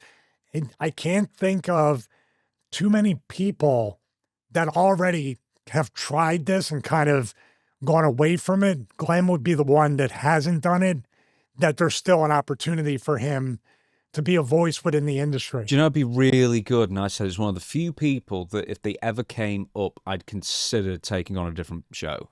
Which, like, I'm trying to get rid of work at the moment. Is Paul Heyman would be brilliant at it. Because one, he's got a great memory. Two, he'd make up a load of stuff. Yeah, but he had Heyman Hustle. He already had that YouTube channel. It was immensely successful. And there's no doubt he could do it again. I guess so. It wasn't wrestling related particularly, though. It wasn't, but he's Paul Heyman. So you don't think he can. And the thing with Paul is, you know, you don't get the Johnny Ace impression somebody else. Hey, what are you doing? You know, that's the only one I can do. Paul can imitate. He can do my voice. He can do Dreamers. He can do New Jack. He can do Sandman, because he used to do our promos to us in our voices. So, yeah, he could be very, very entertaining. But I don't think he would take the pay cut. No, that's fair enough. I'll say this, and I mean this as something that you want to action, is a phrase I hate. To Ken Anderson, them thumbnails are brutal, buddy. You've got to change them. Damn. Some of the worst thumbnails I've ever seen. Sort that out. Hey, that's another thing. At the end of the day, let's leave with this question. By the way, thank you again for asking it. Here's the thing, too. We both give our feelings, our opinions, sometimes debate on stuff. And also, when you give honest feedback with your experience, I don't take it personally. Actually, I value it, because you'd have to tell me that. So on that Ken Anderson thumbnail thing, you're not being mean or burying them. No. Do you know who I told useful that? I told that to... Here's another one, and they're really putting the effort in. I'm really pleased they are. Perry Saturn is. On the Woo Games YouTube, or Wrestling Organization Online YouTube channel. And like, I've known those guys for a few years, talked back and forth, and they're trying to get Perry out there to get a bit of money on YouTube as well. He's really good as well. But the thing is that I told them, it's like, here's what I'm using as equipment. Dude, I've got a $4,500 camera I'm using for my footage. Do you know why? It's because I take it seriously and I invest in this. And I told them the same thing. You better have a good camera. And they actually took my advice, shot well. They do some good B-roll. I've seen a couple of videos where I said, change this, change that. That's terrible. Everything else is good. But the thing is that I'm way past the point of being tactful. But I'm the same with you, but you understand where I'm coming from. It's not out of meanness. It's out of... Oh, because it's a change that needs to be done as soon as possible. So let's get it changed right now so you guys can get some views, because he gets 48, 72 hours down, it might be lost forever. Yeah. But it's like, as I'm looking at... and we're giving him a good plug here, Ken Anderson stuff. I've not watched any of it, although I do know that a lot of people seem to have English co-hosts. I don't know why. But do you know that guy? No. I thought you knew everybody. I thought they knew. I know the one person you said, I bet you don't know each other, and I knew the guy. Yeah, I don't know why. Anyway, those thumbnails need changing big time. And I said the same to Perry for one that he did, and I was like, I nearly scrolled past it. And I try and watch all of them for Perry as well. And I wrote to him and said, change this immediately. I nearly scrolled past it. It's not eye-catching. And I'm doing this for you. But other people, but I say this as somebody who is, one, being a professional YouTuber for quite a few years now. And I would say one of the biggest YouTubers in this genre. 600,000 subs, I'm doing all right. So, you know, I think my opinion should hold a lot of weight at this point. I've done it off and on for 15 years. Yeah, let me end with this too, because I think I might be maybe a special case, and I'm more maybe predisposed to want to do this, because what I always wanted to do, and I knew my wrestling career would not last forever. It doesn't last forever for anybody. I always wanted to be a sports analyst. I always wanted to be the John Madden of pro wrestling, with the smart board, with drawing, with breaking it down. I always studied film because I was a football fan, and I thought as a wrestler I should study film, especially somebody I know I'm going to work on the indies. I studied film. When I worked indie workers, I'd study their matches for a whole week before the show, and then kind of go over stuff, take notes, things like that. I took it seriously. So when we come into this category, or the kinds of segments and the format, I've been preparing for this since I got to WWE, because I knew every week it could be my last week. How am I going to fill it in? I wanted to be a sideline reporter for the NFL. I wanted to do all these things So this kind of scratches that itch. And I mean, there's still hope. I'm 54. Maybe I can live out the childhood dream, the boyhood dream. Like Shawn Michaels himself. Just one more thing. If you are doing a podcast at the moment or a YouTube show or whatever it might be, don't do StreamYard. And if you do have to do StreamYard or similar, at least do what Conrad does and other people who handle that is. And at least when the main person's talking, they zoom in the picture. So there's more motion and full screen stuff. Because, look, I get it. It's convenient to do. But there's a reason why Stevie and I do really good numbers on this channel. There's a reason why Maven does really good numbers on his channel. There's a reason why WWE's productions in the podcast YouTube realm are second to none, with whether it's Stephanie or Stephanie's one's not that good, but Cody and Undertaker, they look great. Sorry, Mark McCool. But they look great. If nothing else, they're really professional. And do you know what? It's not 2018 anymore. It's 2026. And more people than ever are watching these things on televisions, not just on your phone or on your desktop. So they should, if you've got the budget, they should look like television shows. And it's cheaper than ever to get to achieve that as well. Yeah, we can go on forever about this. This is my one of my most fun things to talk about. But I will leave with this. Finally, I will leave with this off the question. The thing you're talking about is a real thing, because you know what you do, and I hate it too, and I hated it when I was part of some StreamYard stuff. You want to take a drink, you want to do something, you're writing down stuff, and we do the joke in the beginning. When I'm talking and it's something super important, or you're saying something, and if I look like I'm not interested because I'm doing something, the fans see the disconnect, right? And that's sort of like, well, that person's not even paying attention. And you're paying attention to the person that's not paying attention. But what they're doing is preparing. Yeah, you're writing down. Yeah, look at this. I'm time coding all this as we're doing, and I'm writing extra questions, and I'm writing notes. And I'm doing it too when you're on. So we're both. Yeah, so basically we're two newsreaders at each other the entire time. This is why when we talk about a topic, they last longer than when other people do it, because we think of something. You don't want to interrupt the flow of somebody else, even though I probably just did then, and then have follow-ups. So it's a more high-value, in-depth discussion on something than otherwise it would be. All the wrestlers I offered to help checked out about 20 minutes ago. Right, let's go to the news. Okay, then. This is Jim Cornette on Ricochet, and this is something I just spotted just before we came on, and I thought it was a good quote. Well, not a funny quote and an interesting quote, and I want to see if you agreed with any of it, in fact. So Jim Cornette on Ricochet. If he does anything related to wrestling, it looks bad. His basics suck. He doesn't have timing or aggression. The cartwheels, handstands are perfect. Is there America's Got Talent where he can be free to pursue his main interest and not be in wrestling? Is that fair? I'd say that's pretty fair. Really? Although Ricochet is very, very, according to Cornette. I mean, did you take out all the F-bombs and everything? Unbelievably, I copied and pasted that. No, it's a very fair and objective criticism of Ricochet, and what Cornette is kind of saying, he doesn't have timing or aggression. He has an excellent timing for the spots that Ricochet is really great at, that even now in 2026, some of the stuff he does, I don't think can be as duplicatable, look as easy. That's the problem too.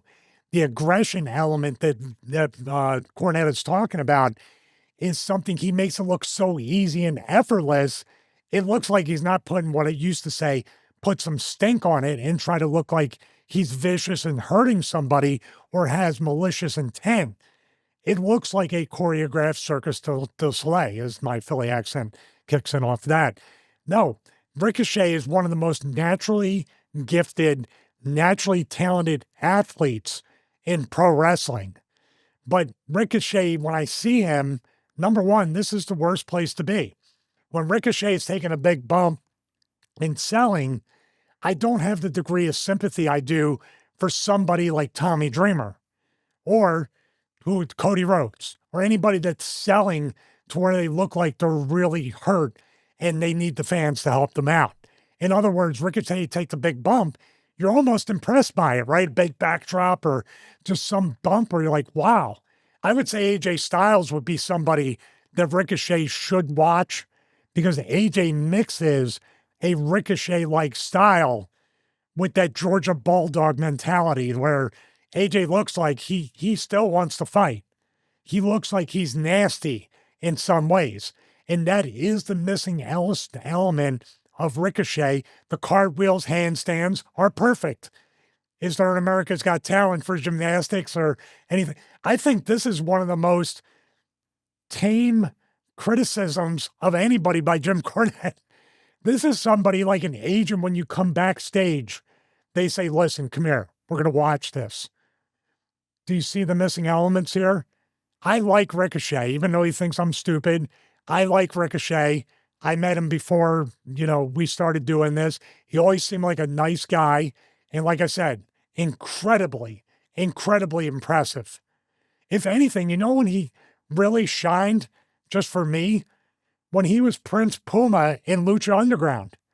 There was some character to it. It was cinematic. And even in Luchador promotion, he stood out. I don't know why, but he had maybe when he was wearing the mask, he could kind of maybe emote more. I don't know, because he was behind the mask. It's weird. But no, his basics and what Cornette's talking about is, can he try to work an arm? Can he try to work a leg? Can he work a back? Can he work a body part?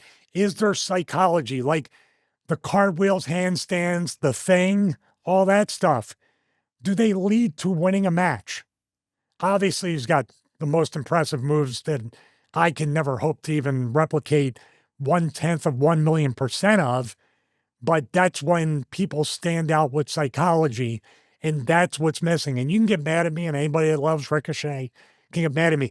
What Cornette is saying and what I am now saying is only helping Ricochet to hopefully make even more money, memories, moments, and become a worker that WWE would be like, we want this dude back. Or AEW says, well, wait a minute. Now, if he does get a character and he does get psychology and he starts working like Cornette says, then he's gone from AEW. Mm-hmm. Because, Powerhouse Hobbs, these other people that have a very pro wrestling type style. I don't know. I mean, what do you think? I think Cornette was trying, basically, didn't he call him names before and make fun of him and everything? And now Jim Cornette? I know, it sounds weird. So, isn't it? I mean, you call him Twinkle Toes or Kenny Olivier, or Harpo Marx. He's got more names for Kenny Omega. I was going to say, I mean, he isn't exactly the first Twinkle Toes. What about Argentina Rocker? And he was the biggest star of the 50s, practically, wasn't he? It was like the biggest draw. Well, right there. I mean, Gorgeous George and him kind of like were in that era around the 50s, right? Yeah. So, is it right? So when people like Ricochet, the big high flyers, they haven't really done much in WWE, even though like the internet fans absolutely love them. Man, they can do so much more, and they're stuck in, 7-minute matches on Main Event or whatever it is. And then they go to AEW and think, finally, I can be me. And it turns out that being them is like a 20-minute match where they just do flips. But there are so many people doing the same thing in AEW that I almost think for someone like Ricochet, if WWE gave him more to do and more direction and more character working, that's its own thing, obviously. But is AEW almost the worst place for him to be because it almost feeds into his worst habits of focusing on just wanting to do the gymnastics and the flips and everything and then ignoring the stuff that actually draws money long term? Well, I mean, is AEW doing, 95% of the roster and the show and what they're doing, it's leaning towards that. But what I would do is I would look around at the roster, both male and female, and this is going to make sense in a second, and say, who's standing out? Who went from being a regular wrestler to being somebody that it's pretty much the most, I guess, household name in the company?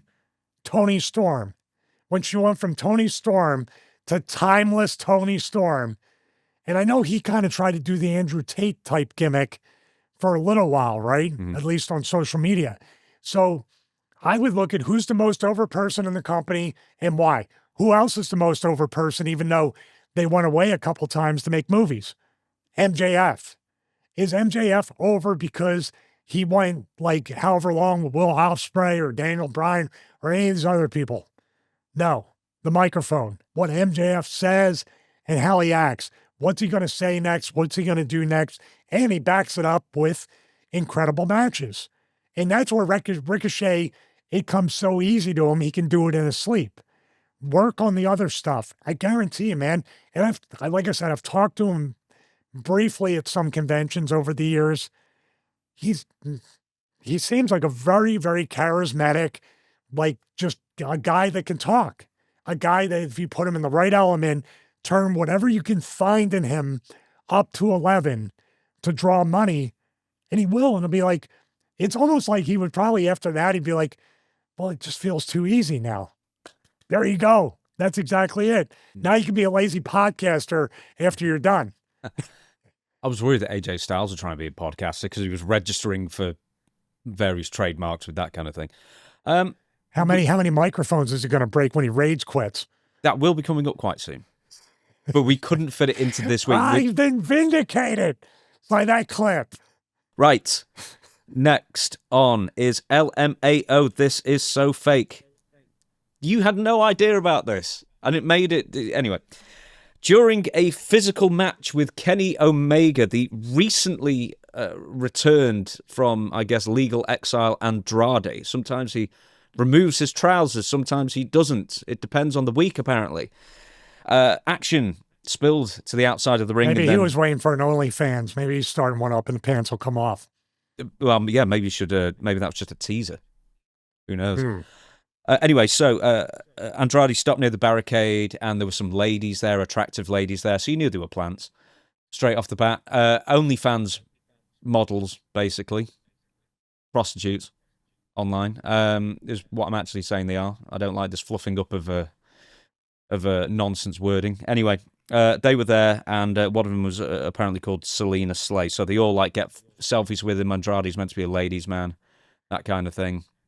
And then during the same match that they were booked to be in the front row, Selena Slay took a photo of the ring and then with the caption posted, LMAO, this is so fake, on her social media. Now, the story gets weirder beyond this, but from there and then, shouldn't somebody cluing them in to not crap on the company that's paying you, at least on company time? Well, at least they didn't fall asleep like Mike Tyson. Can you be-roll that beautiful bean footage there, Chris, of Mike Tyson falling asleep and yawning during, that was one of the COVID ones, wasn't it? He was there a few years ago. Weren't they teasing him up to do a match or something, then he just never came back? And then he went on to a podcast. Tear his shirt off, and he couldn't get the shirt off. He went on a podcast and just said he hated the experience and he'd never go back or something like that. Like, totally trashed him. And I think he's with the Undertaker. That's a worse look than an OnlyFans girl saying it's fake, which everybody's been clued into wrestling like that. I don't know. I don't know why. What was were they local to the area? Was there somebody does somebody subscribe to their OnlyFans? How did this is not like a, they don't belong to the Ari Emanuel agency or anything and try to do the crossover. How did this even come to be? Is one of the Jacksonville Jaguars dating this girl? I don't even know. I don't know. Maybe Andrade slid into them DMs and found out they were local enough and brought them in. I have no idea. Well, they didn't like him enough to say it was not fake on social media. I know you don't need an IQ test to be an OnlyFans model, but I mean, surely, like all right, fine. Some people are not born with common sense, so that's kind of like a bad look enough. But anyway, wrestling fans got hold of this, and enough of them started sending her death threats to the point that Instagram, like, she deactivated her Instagram. Even more than us? Yeah. More concentrated. We probably got more over time. But yeah. I don't want to be dethroned. I don't. What? I said I don't want to be dethroned as the death threat receiver. No, I heard something different. So somehow, like, the OnlyFans types ended up looking bad and stupid for doing that post, and then the wrestling fans said, "Well, hold my beer. Let's make us look bad as well on this one." So there you go. No one won out of this little bit of business, I think. So basically, the fans are defending AEW as being real when these girls are saying, or this girl is saying, it is fake. Yeah, that's the argument.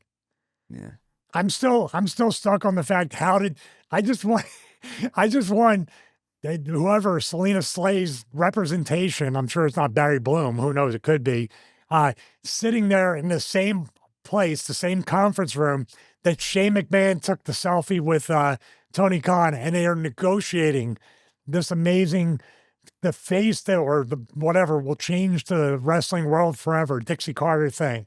And here we go. It's, aren't there enough? What was that question about? What was that question about our beloved sport being dead? Where's that question? Yeah, at? I think it's somewhere around there. Aren't there enough like attractive like women in wrestling that you could pay like probably way less money as well to be on TV?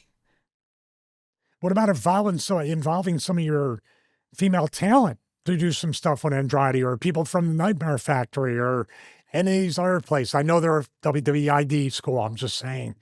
There could have been anybody that you wanted to figure in. There could have been a Sable type girl, right? If Andrade's the ladies' man, just like with Hunter, bringing the females to the ring, and eventually it was Sable, and you found something for Sable to do. Next up, Bron Breakker. So Bron Breakker was a heavy favorite to win the WWE Royal Rumble last week or whenever it was, I don't know. 2026 match in Saudi Arabia. It ended up being won by Roman Reigns, of course, which was kind of the other guy who was the favorite. So no like major surprises there. But I think the big surprise was that Bron Breakker was eliminated so quickly. Now, I've advanced the theory, and maybe other people have as well, that he is now out with a hernia. And I asked Dutch this yesterday. It's probably broadcast. It'll be broadcast by the time this is out. That he said, well, I've had a hernia for years and I continued wrestling.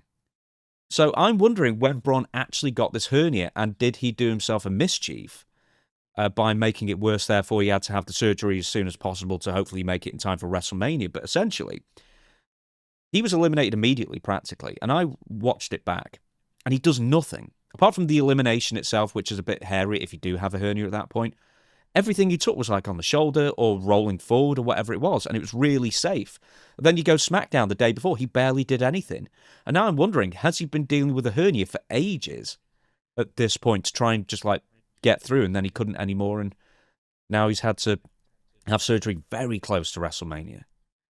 Yeah, the one point of contention I would have would be when you said the curb stomp is easy, because it doesn't look easy to me, you know, as far as it's easy on the hernia, but not anywhere else. I think with a hernia, no matter what, the reverberation of just taking a bump or running or doing anything, you're going to feel like he ran, even though it was kind of like he stopped himself on that thing where all the security on Raw was there the week before, right? Mm-hmm. He basically still is running. I would assume if he didn't get it in football, because he played football, he could have had something there.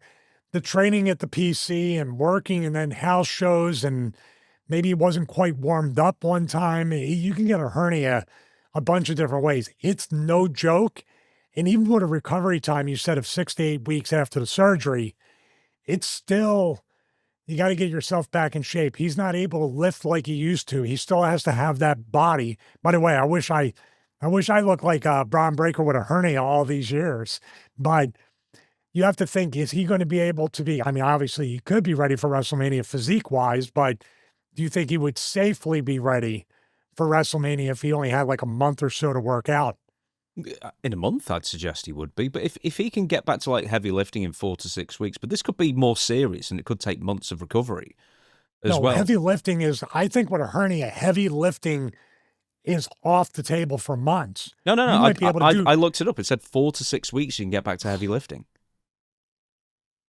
So maybe, I don't know if there's just been advances in the surgery. There might be advances, because back when I know, and I had a friend who had a hernia, like maybe a couple of years ago, that was telling me, dude, I can't even, he told me start body weight, and he got my band program. You know, I gave that to him. That's the only reason unless they were just telling him to be super careful and they're super aggressive with Bron, or it could be a brand new technology. I think they use, sometimes with the hernia, they use that mesh and stuff to keep it together, or his hernia might have been pronounced, but it might not be a full tear. So it might not be but dude, if you're trying to deadlift or heavy squat with a hernia like 6 weeks after a surgery, that could put you out for another few months. That's what I mean. He might need to be really, really careful, or be at ringside with a tracksuit to not show off the loss in size and make an impact there. Yeah, you mentioned Raw as well. So 2 days later, I noted that he picked up a chair and then he picked up the announce table, but then he didn't do anything else. So my theory was that he had the hernia or it had gotten worse, like a few days before the Royal Rumble, and that's maybe why maybe that was how it was booked the entire time, for him to be eliminated immediately. But I thought, as one of the two favorites and one of the biggest names, I know it advanced the story with him and the Black Scorpion, as Raw last night as we recorded, they're still doing the Black Scorpion thing with Austin Theory as well. But in my mind, I would have thought, well, if he was healthy, you really want to showcase him. You could do that at any point in the match to eliminate him. And I was thinking, well, he must be, retroactively looking back, he must have been injured earlier, and they've kind of just thrown him out there, done the safest stuff that he could do, and hope for the best. Yeah, but at the same time, I really do think, and I believe actually, that this actually got him over to a different point. The last thing in the Rumble, and being in there 45 minutes, an hour, being in the last 4, even the last 2, and getting eliminated by Roman, say, would be the other way to go. Okay, well, that was expected. Now he's got the side quest where he doesn't need to wrestle a match every week. He just needs to find out who the Black Scorpion is. And he's got the thing with Adam Pearce. Dare I say, this puts another layer on his character that just match upon match upon match upon match is only going to water him down. So and even he did the job to Punk, and we were like, well, if he wins, is he going to fight Punk again? They already wrestled. This actually puts a better light on his character and push right now. And maybe it's just turning a negative into a positive, but I think him being eliminated right in the beginning, getting Obafemi over with the first elimination, and being out before he realizes it because he got attacked before he even got in the ring. I think that's one of the best things WWE, for whatever motivation they had, was one of the best things they could have done for Bron right now. He can get on the fast track to WrestleMania again if he's healthy. But this side quest, I think, was really, really cool and really, really important to not keep him wrestling and doing jobs. By the way, do we think that 23 miles an hour running or spearing people on the outside, or the diving spear that he hit Carlito, do you think those kinds of spears, and most importantly, the landing on the hard mat on the outside, that could have caused a hernia? I'm surprised he hasn't got a broken neck. Like, if the amount of time, like from the Doomsday coming. Device that's and coming. Stuff. Yeah. Don't worry. I would say just get your fusion while you're out with the hernia. Okay, I was going to launch into the next news bit there, but Stevie, we had a quick minute break, and then Stevie has announced that we've got an answer from Renee Dupree. Nope. That's it. Brilliant. Aha. So, yeah, I looked at that number, and I was just like, I'm not sure at that particular time for Renee. That seemed off. My number, the only numbers probably real are mine and Big Show's, which I'm sorry once again, Paul, I took your spot out of No Mercy. I'm actually not sorry, but that's okay. You need to text him back and just say, how far out is it? I'm not gonna do the James Romero and probe him. He gave me an honest answer, and that was it. That's fine then. Okay. We still very much have that thing where we talk about money, but we don't. The boys still have that kind of, which obviously puts the power into the office, that the boys don't talk about their payouts. Well, we both have access to the same information because we talk about money all the time. So I'm kind of not used to that. No, I'm just talking about back then for sure. Nobody talked about it, which means you never knew. That's why the Click got together and started talking about their payoffs. We've got 3 more news segments coming up, which is way more than normally we would do, but there's just been a lot out there recently that I want to get your opinion on. And this is Becky Lynch. And the reason I've thrown this is kind of last minute, really. Anyway, there was a segment between her and AJ Lee, who's returned to WWE, to open WWE Raw yesterday as we record this past Monday, for everybody else, I guess. And it was awful. Absolutely terrible. Anyway, over to you, Stevie. What do you think of it? Well, I didn't think it was nearly as bad as what you presented, because I didn't see it until we had the break between the pre-show and Patreon and when we started recording episode 84. She's trying to be overreacting. She's trying to act like she's driven nuts by AJ Lee, even though AJ Lee literally just came back after how many months of not being around. So how is she torturing her to the point? There were some plot holes in this. Did you see that? Or did you feel that way? Yeah, I didn't get it. But the thing is, right, there's overacting in a wrestling sense, which is in a good way, you know, like the Bushwhackers. And then there's overacting in this sense, which is just kind of like, my God, I hope nobody comes in the room while I'm watching this. That was the latter. Well, there's a lot of segments like that in wrestling, and I can attest, and I'm sure you can. When your wife walks in the room, you're almost like, hey, I'm sorry. I'm sorry I'm watching this. But yeah, with that, it was a very strange segment. The fans, and I read the comments on the clip from WWE, and everybody loved it. Nobody thought she was bad at all. They thought it was the perfect promo. I'm starting to think those bot farm things are a little bit accurate. The hate bots are a thing. The love because bots. There was not one. And I scrolled and I scrolled and I scrolled. And they were like, nobody is better than Becky Lynch. Becky Lynch is the man. They were very bottish. You know, I was expecting an OnlyFans model avatar pic to say, your smile just brightens my day. This is the kind of content I can relax to. Is that a female bot voice? Is that good enough? Well, I'm sick of wrestling YouTube channels. Ooh. So using bots. Anyway, it was not. You know, here's the scary thing. It was really one of her better promos. Goodness me. It was just whatever it was going to be. And yeah, her as a heel is still very, very, very strange with that. And, you know, we got to look back at the Elton John glasses and the big fur coats. Why they're not, this is the weirdest thing. Why are they not pulling the trigger? The Vision could use a female in the group. I know from the Right to Censor. Adds another layer. Why are they keeping them apart? Because obviously, politically, they love both of them. They can do no wrong. As a matter of fact, they're both acting in different movies. He was at the NFL Honors. They are everywhere. So I don't know. And here's the thing with the acting. I know you wanted to say this. I'll let you put Star Trek in there. You're trying to cut me deep with this. Yeah.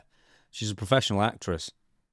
She's in Star Trek, the new one, where like Worf wears a skirt or whatever it is. I keep getting that on my Facebook. Or what? No, he's not Worf, but he's a Klingon, I guess. I'm sorry, I've never watched a full episode of. He's a polyamorous or whatever you call it Klingon now with two dads that abandoned him. I forget his name. God, it's exhausting. So it's Starfleet Academy. So anyway, what we're looking at here this is just one of those things. And by the way, wrestling, I feel like with movies and TV shows, the wrestlers have always been product placement on those. An infomercial for the wrestling. It's not so much their acting ability or what they do. It's just, you're in this representing WWE, and we're going to try to get that. And now with TKO, Ari Emanuel, his agency that represents a bunch of people. But you said, doesn't a lawyer that just came out against Meltzer,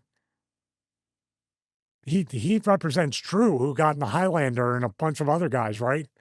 Isn't he their agent or something? He's a lawyer, but he got them the parts. But what I'm saying is this is very much just crossover advertising type stuff. No wrestlers are truly the really great actors or actresses, you know, present company included. So if they were, they would not be in pro wrestling. It's kind of like, hey, I would have made $40 million a year as a quarterback in the NFL, but I'm choosing to go get $350,000 a year to work 300 dates or 200 dates for WWE. That sounds great. Yeah, but you were a much better actor than she is. Not according to the Star Trek people who cast her instead of me. Well, I guess so. I couldn't even get in the fan film at Neutral Zone Studios. I offered. They told me to pay for it. Brother. Right. Okay. So this is kind of where we're going. This actually lends to a comment that you made a few weeks ago when we were talking about the Maxine Dupree Becky Lynch thing. And it might have been the rematch where we were talking about, you know, that spinning wheel kick thing that completely missed. And I think at some point we were like, that was Becky's fault. Because for some reason she's ducking and not ready to take this kick for whatever reason. She's like hunched over, ready to take a bump. And I think you just said something to the effect of, she's kind of overrated. Because, like, this last year, or the last 8 months or whatever, she came back at the last year on, she came back at WrestleMania last year after, like, 18 months, 2 years off. Immediately became a heel again, which is just not the right role for her, just because it isn't. And then she's worked with Lyra Valkyria and Maxine Dupree, and who was the other one that I wrote down as well? Anyway, I'll find it in a minute. Oh, and AJ Lee. And AJ Lee was, hugely popular when she came in. Then they had that match. My God, I had a birthday watching that match. It went forever. And it's just like, practically none of these matches are any good. And she's not got any of these people over. Anyway, Lyra's still where she was. Maxine's still where she was. She, on Raw last night, right, she was absolutely mauled by Natty Neidhart, like terrified of her. And then for some reason... anyway, that was its own thing. That might be another what went wrong for you. But it's like, is Becky Lynch overrated at this point? Because she was the face of the company. Well, I always say you're as good as your last match or even as bad as your last match, and you shouldn't get too comfortable or beat yourself up too much. So if you have a good match, don't get too cocky or content because things will go wrong. Karma will come back, and it's just weird the way it works.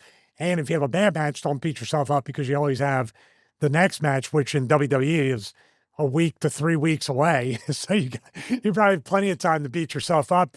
But yeah, her performances just since she come back have gotten worse, have gotten as far as the missed spots and everything. But the problem is in wrestling, guess who's going to get blamed for every bad match, every mistake, every botch?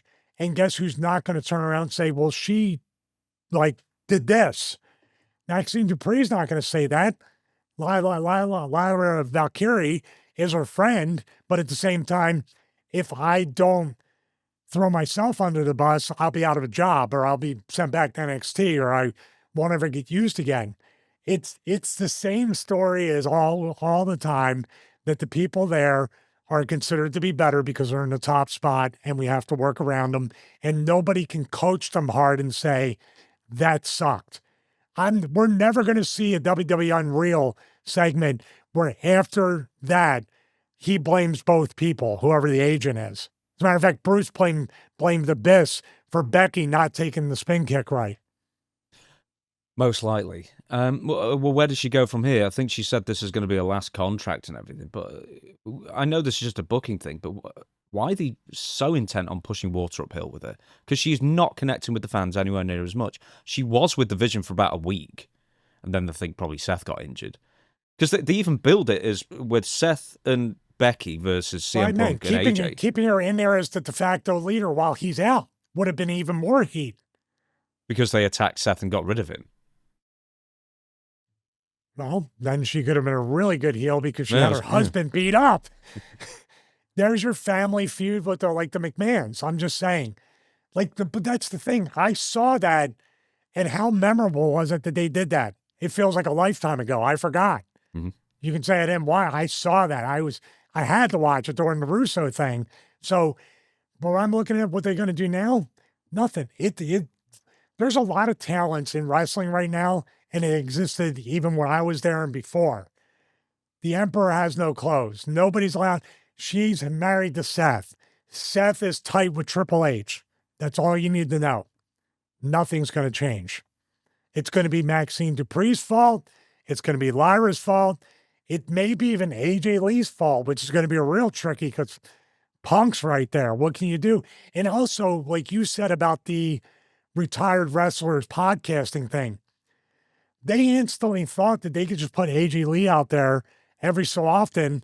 She gets the initial pop, but they don't do anything to consistently take care of her character, reintroduce it to new fans. And you're just like, what was she gone? 8 years, maybe more? I think, 7, yeah, a decade, I think. But the thing is that, that was one of the most watched YouTube videos on WWE of 2025 was her first return on SmackDown, I think it was, a few months ago. But, at some point, she has to wrestle. Yeah, but that don't mean, hey, we got a hell of a pop and, hey, we got more views. We don't need to write anything for AJ Lee. And then she disappears without an explanation. Like, what if she got stretchered by Becky And then she comes back now to get her revenge. There's missing plot holes in all this. Do you know the big thing that we were talking about a few weeks ago was when Bruce Pritchard said, hey, 4 matches on a PLE or a Raw or whatever, that is the optimal amount, which obviously isn't. But it isn't for another reason that we never mentioned, is that means that the matches that are on a PLE always have to be longer to fill time. And therefore, a mixed tag with Seth and Becky versus Punk and AJ Lee that should have gone maybe 12 to 14 minutes end up going 26 or whatever it was. I'm here as well. 29:15 it went. And it felt every bit of that and more. Yeah. Here's another thing with that. You have Becky, who is kind of on the tail end of her career. She says that her last contract. AJ Lee, even if she trained in the ring, she doesn't have the reps to feel conditioned for a 29-minute match, even if it's mixed tag, right? You're throwing her in the deep end, in the deep water. And by the way, 29-minute match, you string a few of those together, they get tired of you much, much quicker. Mm-hmm. She should have vignettes. She should be doing stuff with Punk. She should be part of even commentary or analyze pre-show, post. She should have still been in the limelight or in the spotlight during her time off, unless she had a family thing or a medical thing, which I hope isn't the case. I think there's very few wrestlers, even in a tag match, that can be ridiculously entertaining for half an hour or longer, like your Bryan Danielsons or your Okadas or whoever it might be. AJ Lee and Becky Lynch are not two of those people. And surely they recognize that. But then it's symptomatic of the WWE philosophy of 4 matches on a show. So therefore you have to stretch everything out. And wouldn't you say that just exposes people more who aren't ready? It would expose anybody at any experience level. Yeah. You can only give so much without repeating it. And you're wrestling just the same amount of time on TV. So if you had a 29-minute match, but you're having 4 to 8 minute matches on TV, get over matches, enhancement, murder hour matches, and now people get to really see the big fight. But aren't we getting that twice a week, if not more? We got Raw, SmackDown, and if you watch AEW and TNA, you're talking about 15, 20, 30-minute matches there, too. SmackDown's 3 hours. Most PLEs are less than that. But that's his own argument for a different day. That's the other thing. When, the PLEs or the pay-per-views were what? We got the infomercial for weeks. Now we can all sit down as a family or friends or in the bar, which we're not allowed to do in Vegas. We'll get to that story. Good segue, right? But that was the time where you're like, I get to consume the most amount of pro wrestling this month, right? It wasn't really special to say, my God, we're going to get 3 hours of matches. We don't have to worry about in-ring promos and all these backstage. We're going to get a 3-hour, action-packed pay-per-view. They were very minimal on that. They would interview people just before they went out, but it wouldn't be they just all seem like they're the same exact show, whether you pay for it or not.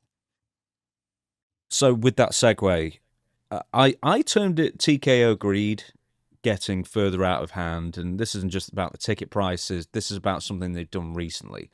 And because the tickets aren't selling, a little under 20%, I believe, at a lower rate, and they're still selling good amount of tickets, but it's not as good a rate as they did last year, once again, in the same city at the same time, which is, even though Las Vegas is a mega tourist town, of course, there's no tourist town bigger pretty much, it's still a big ask to run the same show annually.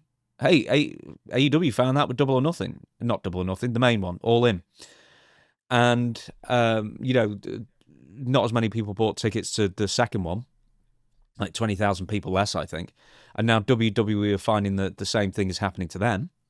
So their response is to up the ticket prices more, and also to make sure that nobody can enjoy it who are tourists, unless they sequester themselves in their hotel room or watch it on their phone, can watch the show publicly anywhere in any bars or restaurants in all of Las Vegas, in a 25 or 50 mile radius, I don't know. They have done a local blackout of the PLE to encourage more fans to buy tickets to go and see. $800 buy-in. Wow. Yeah, we talked about this on the pre-show or before we started recording that I remember they tried this at WrestleMania 31 at Levi's Stadium in California, right? They put a blackout for the entire weekend, which is strange because we're coming up to WrestleMania 42. Why did they stop doing that? Was there such a blowback, or fans complained, or they said that we have this symbiotic relationship on this weekend, and maybe something was down? Not as many international fans or other people came, because most people go there maybe even for the entire week of festivities, events, shows, and now it looks like they're blaming everybody else but themselves for running the same building 2 years in a row. This is not WrestleMania 4 and 5 at Trump Plaza. Completely different world. And we talked about it. Vegas has been an essentially, compared to what it was, a ghost town for months, if not before WrestleMania 41. So this isn't a wrestling thing. This is a full-blown local economy collapse. Plus, if you charge $40 for a beer, people are going to stop coming. Oh, yeah, this isn't Vegas, but my friend was in JFK, and he just said I bought a round of drinks, 4 drinks, and it cost him $80, and that's like airport prices in New York. And somehow Las Vegas was like, hold my 4 beers for $80. How about this for a charge? And then they doubled it practically. It's like, yeah, I'm not holding any beer in general, but not for that money either. Yeah. So, and that's the thing. So everything is becoming more expensive, and obviously just generally the economy, people getting laid off, people getting fired, all these different things. This is why I feel like the TKO bubble, not even just the wrestling bubble, is really, really going to now, maybe as early as WrestleMania 42, maybe as early as Elimination Chamber. Don't know what the ticket sales are for that, but there is starting to be people pulling back on them. Dude, I'm at the supermarket and people, I'm not just the only one looking at chicken and meat and all this stuff saying, oh, this way, and the Walmart scam, now I'm going to weigh my stuff at the deli, not weigh myself, good Lord, weigh the stuff at the deli because Walmart's starting to pull the carny, charging you that it weighs more than it really does. Did you hear about that? No. Supermarkets now will say, this is 3 pounds of ground beef, and it's only like 2.25. So they're getting class action lawsuits and they're getting fined for it. But what I'm saying is, I see a lot of people measuring, putting stuff back on the shelf, cutting back on the streaming services and all that. It's starting to now come and rear its head. And when you're charging what now, $70,000 for front row seats, not everybody out there is the green shirt guy that can go to Saudi Arabia. I didn't even know he was there until you told me. He was. He was actually signing autographs, I saw as well on a fan thingy. Elimination Chamber. I'm looking at the tickets now. Boy, howdy, are there a lot left available. Behind where the stage is, I don't know if that's just recently been opened up, but 60% easily of all those sections behind the stage are opened up. 50% of the floor seats are still available for Elimination Chamber. I don't know if they've not opened up those 3 sections that are opposite the stage at the back, but they're all sold out. But yeah, there are tons and tons of tickets. The minimum buy-in, according to this, is $209. And for WrestleMania 42, just looking at the 2-day combo now, do excuse me. Just loading. Let's not forget flights and hotels are going up and going up and going up, and everything else you have to deal with food as well. Right, so I was going to say the cheapest you can get in is $649, but that's a verified resale ticket, so I don't even know if I can include that. The cheapest you could get in from a regular standard admission, here we go, standard admission, you're looking at $740 plus taxes and charges and whatnot. So you're still looking at the best part of $800. I mean, do you think now TKO, by the point that this is all going to, what they do, here's what they can do. They can see that we're getting a bit of a black eye off this. We're getting a little dinged on the prices, but we're still profitable and everything. Or do you think if it starts to rear its ugly head that attendance is down, ticket sales are down, subscriptions, obviously with ESPN, even Netflix looks like they might not be happy do you think they're going to accelerate the potential sale of TKO, especially to WWE, to the Saudi government, who there's still the rumor that Saudis want to buy Netflix. Yeah. That's out there. This is nothing, but do you know who has announced this morning, as of Tuesday, the 10th of February, 2026, who is going to be releasing, starting streaming here in the UK? HBO Max. So I don't know if that's going to include AEW stuff. I suspect not at the moment, because I think if you do want to stream here, they're on like DAZN or something like that. It's like somewhere something fairly niche, really. It might not even be DAZN, it might be something else. Just to go to show you how few people actually stream whatever it is that AEW's on, I guess. But it's also on ITV. Are we going to read the Steph's VPN ad? Would it work? I could do at some point soon. I already done it once. You can use a VPN to watch HBO Max where AEW is available here in the States, right? Oh, yeah. Yeah, absolutely. But the thing is with HBO Max here, and we're going to get back onto this because this is important. The blackout's more important a story than it should be, than you otherwise would think it would be, is that HBO Max, I think all they're launching here with really is like Friends and a couple of other things, because all the other rights have been all bought up by Disney and Netflix locally here.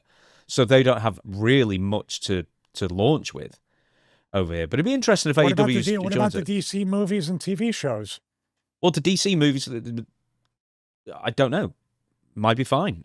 They may have those. They may have Harry Potter and stuff, but I'm pretty sure that I saw Harry Potter on Amazon or something recently. Aren't they? I'm just saying, Warner Bros. Discovery merged. They cut tens of billions of dollars out of the budget over the past year or so. And I heard they were trying to break them up or something. I mean, we thought streaming was going to simplify everything.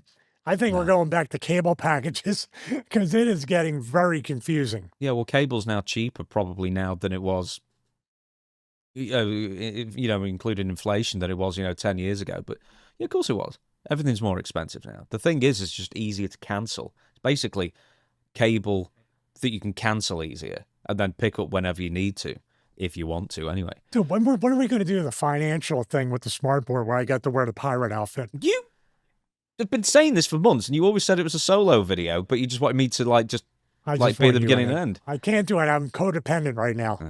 All right, let's get back to what the blackout means, because WrestleMania isn't just WrestleMania. People who are traveling, especially, and we cannot ignore political situation.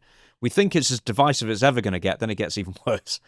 And this is not a political show, but you all know what I'm talking about. It's off-putting to a lot of foreigners, who may otherwise have gone in. There's something else. The World Cup's going to be in North America this year.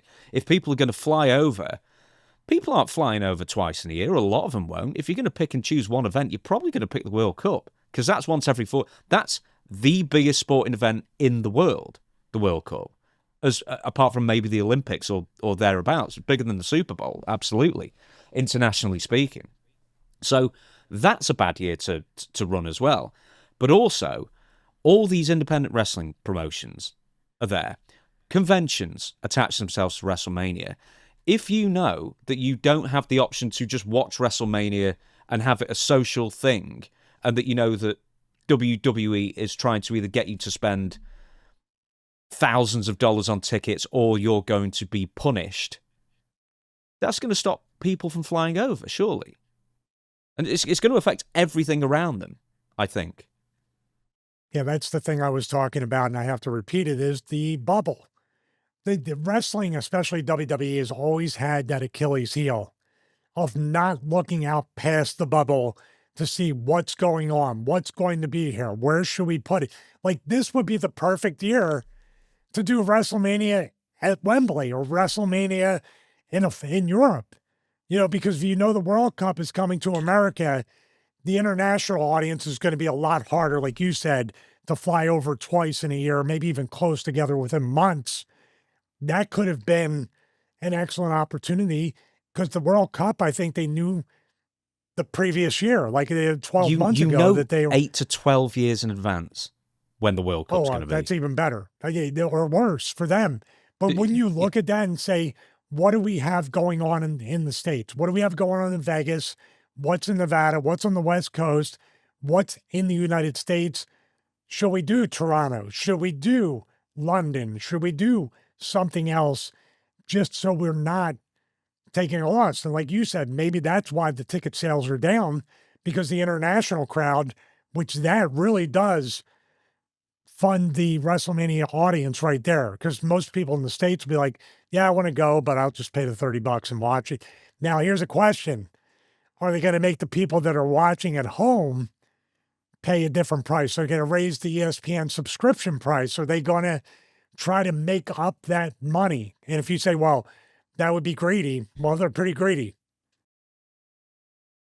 Yeah, possibly. But it wasn't the original plan like they weren't going to show the PLEs or all of the PLEs on regular cable ESPN, but they'd show a bit of it, and then to watch the rest, you would have to sign up for ESPN Plus online streaming, whatever it's called, because no one could even. Ocho. I think it's on the Ocho. I don't know. Chris Jericho. The Ocho from Dodgeball. Oh right, I thought it was on Chris Jericho. He was briefly that in AEW, I believe, his nickname. One of his many nicknames, anyway. Okay, so what you just described, if people are like, this is so confusing, we agree. We're trying. How do you, like, just, I want to turn it on, watch it, enjoy it.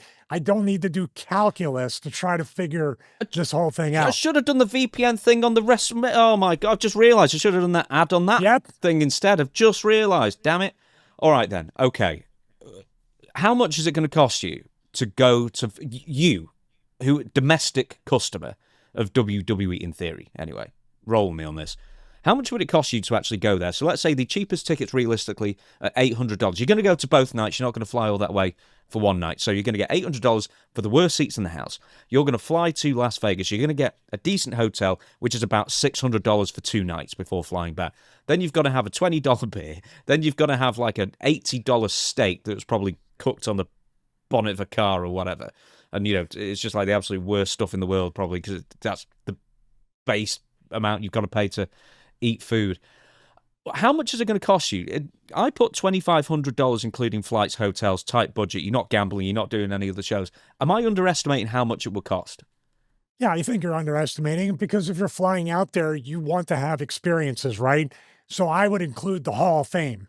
If you're really, truly a wrestling fan, and this is your, I'm just saying, if this is your year or your treat to yourself, your vacation for the year, and you're a wrestling fan and you're enough of a fan to want to fly in person and not watch it at home, then you know how it works too. Whenever like CS was just out in Vegas, I got invited out there. I didn't go. The flights during that week, the hotel, the food prices, the rental cars, they jack them up because they know you're trapped. So I would even say $2,500 a person would be low, because you want to go to the Hall of Fame. Guess what else you want to do? You want to meet the wrestlers. Are there meet and greets? Do they have WrestleMania access? Are you able to see? You're going to buy a t-shirt. You're going to buy a belt. You're going to want the whole thing. I would say it's more in the line of easily $5,000. Yeah, who has that? Like, let's say it's just someone with a normal job. And let's say after taxes, what spending money do you have after that on average? Do people have $2,500 a month spending money after they pay all their bills and pay all their taxes? The average person, I'd say no. I'd have to say no as well. But here's the thing, too. The average person would also take that $2,500 or $5,000 and spread it around to every indie show that I can experience. Then meet and greets at a convention that's a lot more affordable than WWE, with former WWE people, former superstars, some AEW, TNA people, whatever it might be. Maybe not TNA now because they're right in line with WWE. So fans would want a diverse experience amongst many different promotions. I don't know if fans, like you said, if they can't have an experience where they're shifting gears from the indies to WrestleMania and getting everything, the people from the past, the present, the future, people might not go because WWE looked at it and said, well, this person's spending $2,500. Why are we only getting $1,500 of that? We want the whole thing. Penny wise and pound foolish, my friends. That's what I think. I think there's something else that I think just offends me, and this is big business in general. I remember it being a big deal with Oasis last year when I think my friend bought tickets the year before. Were you there when the person got caught on the screen? No, it was Coldplay. No, it's Coldplay. No. Dare you? Be caught at a Coldplay concert. What's the difference? It's all whatever. Anyway, there's a big to do with all the dynamic pricing that's now. And do you know what I mean? It's like the dynamic pricing, and that happens very much in Vegas as well. They jack up the price when the big. And do you know what? Do you know what people feel like when that happens? Is scammed. And do you know what people don't want to feel like is scammed? So they just won't go. That's why I'm not going this year. For a multitude of reasons, I'm not going this year. Aside from the fact that I would love to meet Don Morocco in person. He's going to be in Vegas, and it really annoys me. That's the only reason I'd go. But other than that, it's really expensive. It's really long. I can't spare the time. And also, I don't want to spend thousands of dollars just living. And also, I don't want to feel like I've been scammed because the City of Vegas Council, or whatever they call themselves, know there's a big show going on. They know they can fleece customers for as much as humanly possible, and I won't be party to it. But plenty of people will. Hey, less than last year. Less than last year, though. Well, I'm going to say, when does the market get to decide? When do people really run out? They always talk about people not having the money, not being able, they got to work 2-3 jobs just to make it, layoffs, firings. And then when my wife and I go out, it looks like Christmas shopping every single on a Tuesday afternoon. I mean, people are using credit cards. People are doing the YOLO, the doom spending.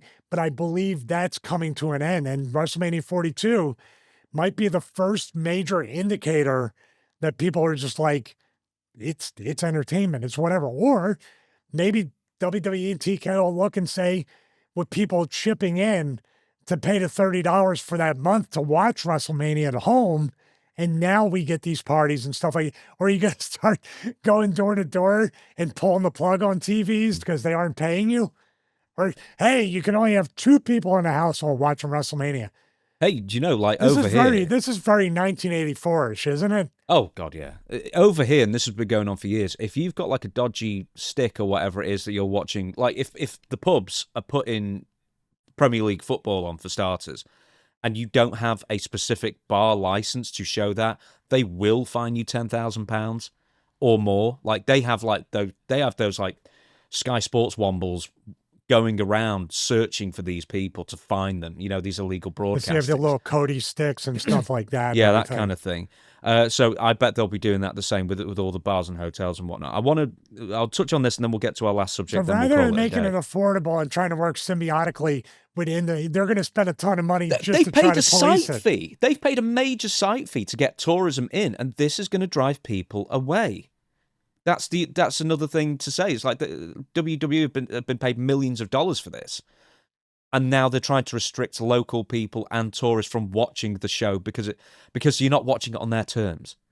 And once again, it's so short-sighted because this is just another nail in the coffin of the trust of the average person in WWE and TKO. It's a far cry from what WrestleMania 1 was with the closed circuits and people going to see it in theaters and stuff like that. It's just, I don't know what will change, except like you said, if they tarp off WrestleMania to a certain extent, or what if they do the thing that people will smarten up to as well? What do they usually do when tickets don't sell? Like say for Raw, SmackDown, they start going out, giving them away in paper in the town. Well, they'll lower the price first. They've already done that with Raws in February and March as well. They've already started lowering prices because the advances are not as good as last year. And I think the bad booking of last year is now the chickens are coming home to roost for this year a bit. Not as, it's not going to all collapse, obviously, but it's downward trending at this point. But also, with WrestleMania as well, we're in February. 10th of February. We are still, a little over 2 months out. But we kind of don't know where anything's going at the moment. I mean, are we going to get CM Punk Roman Reigns as a singles? Maybe. But is Cody going to be introduced? Maybe. Is Bron Breakker and Seth Rollins going to happen? They're both injured.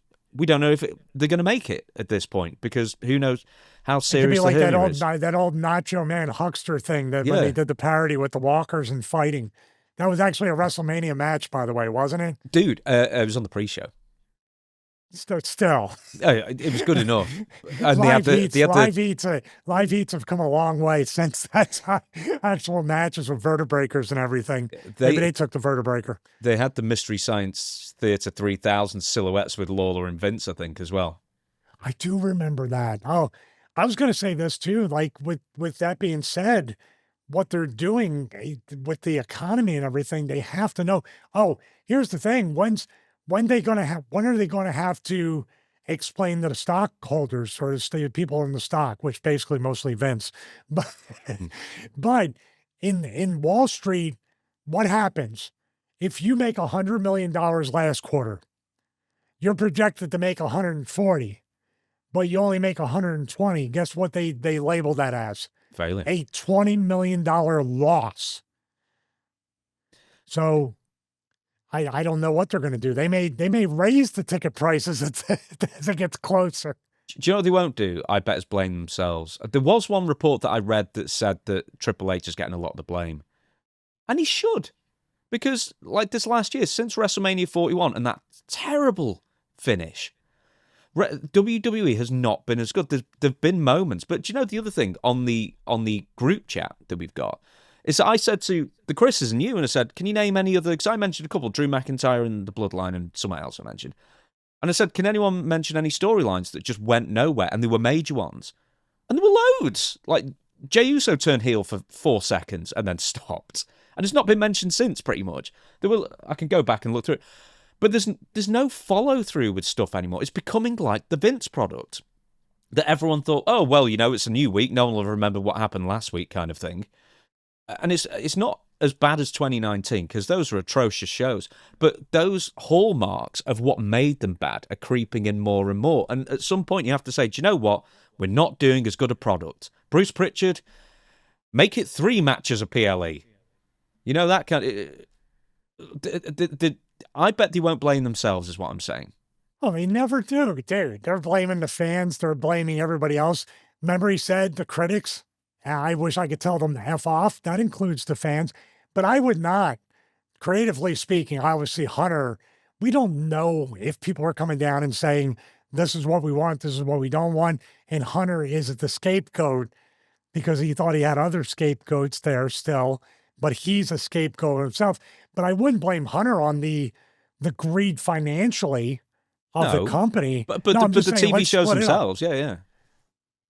Well, I think SmackDown's been better. That's the thing. SmackDown has been better as of recent. A much better show than Raw, I think. And that's Road Dogg, essentially, even though they got to get it approved through Hunter and whoever else. Well, we don't know that because they changed it up about a month ago, so I don't know who the new heads, or if Road Dogg is still the head or co-head or whatever it was. Did they promote Young Ryder with the tattoos? He should have done. He was right. What was that on Pat McAfee? It's like, hey, does anyone consider that Gunther is our top heel and maybe he shouldn't be losing to an announcer after he's just come off a major loss? And everyone went... Oh, no, sorry. No, everyone went. Yeah. Lord. Should be him. The only guy with any sense, apparently. Oh, and Road Dogg, who wanted to do something with Chelsea Green, and everyone was like, yeah, but she can't beat Alexa Bliss. Well, that pitch didn't work out so well, did it, Road Dogg? They're still not doing anything with her. No, well, she might be... She's doing plenty to herself, yeah. Yeah, she's been injured a bit. We're going to talk about that on What Went Wrong segment. Yeah, that'll be a YouTube exclusive. Right, before we go, I wanted to slip this in. This is actually kind of what we were replacing Chelsea Green with, is CM Punk, Kevin Nash, and Triple H. And this is kind of... I don't know if this was ever said again. I feel like I heard it once before, maybe. Maybe it's just the Mandela effect. Here's what Kevin Nash said, I believe, on his podcast via StreamYard. Is... When I was supposed to wrestle CM Punk, this isn't 20. You just got that. StreamYard got me. You got me. When I was supposed to wrestle CM Punk, after I cost him the belt, he said something that pissed off Paul about something with him and Stephanie, and it wasn't on script, and it pissed Paul off. And Paul came back and basically said, "You're not wrestling Punk. I am. I'm beating that motherfucker." Right. like he was that hot. Yeah. So, but I know Paul isn't a bitch. It was like, oh, okay, motherfucker. like basically like, oh, okay, click rules. Like you want to you want to pull them out and measure them. Here we go. Suck on that. But I know how much Paul cares for him now, and what like to bring him back and everything that happened, and Paul to entrust like Phil with everything that he's done, and vice versa for each other, that their relationship. So that's what people don't understand that aren't in the business, is you can have that kind of fucking heat with somebody 10 years ago, 4 years ago, 3 years ago. But man, when you gotta make money and make music together, fucking how quickly that dissolves. So, two things to say about that then. Can you believe, one, in 2011, how petty Triple H was? Yes, of course you can. Of course I can. And I think the last line is the ultimate truth.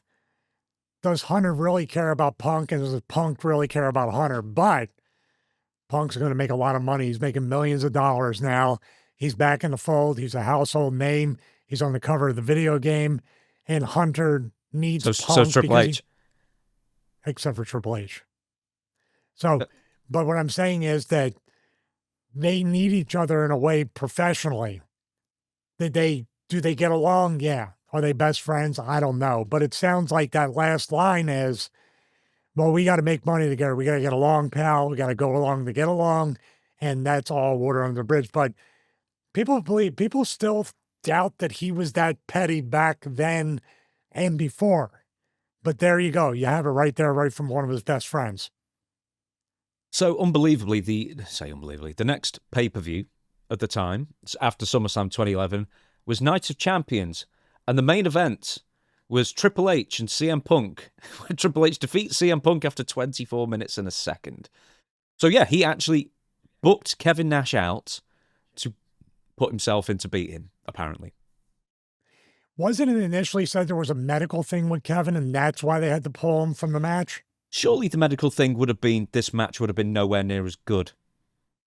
Could that be a medical issue? No, stop. Don't be mean. What I'm saying is... No, I'm not being mean, though, but a Triple H CM Punk would be better, well, sure. It's a different match. It's not going to be 24. I still think, in a way, I'd be interested to see Punk and Kevin in the ring. I've been in the ring with Kevin a few times, and it's been really fun and easy.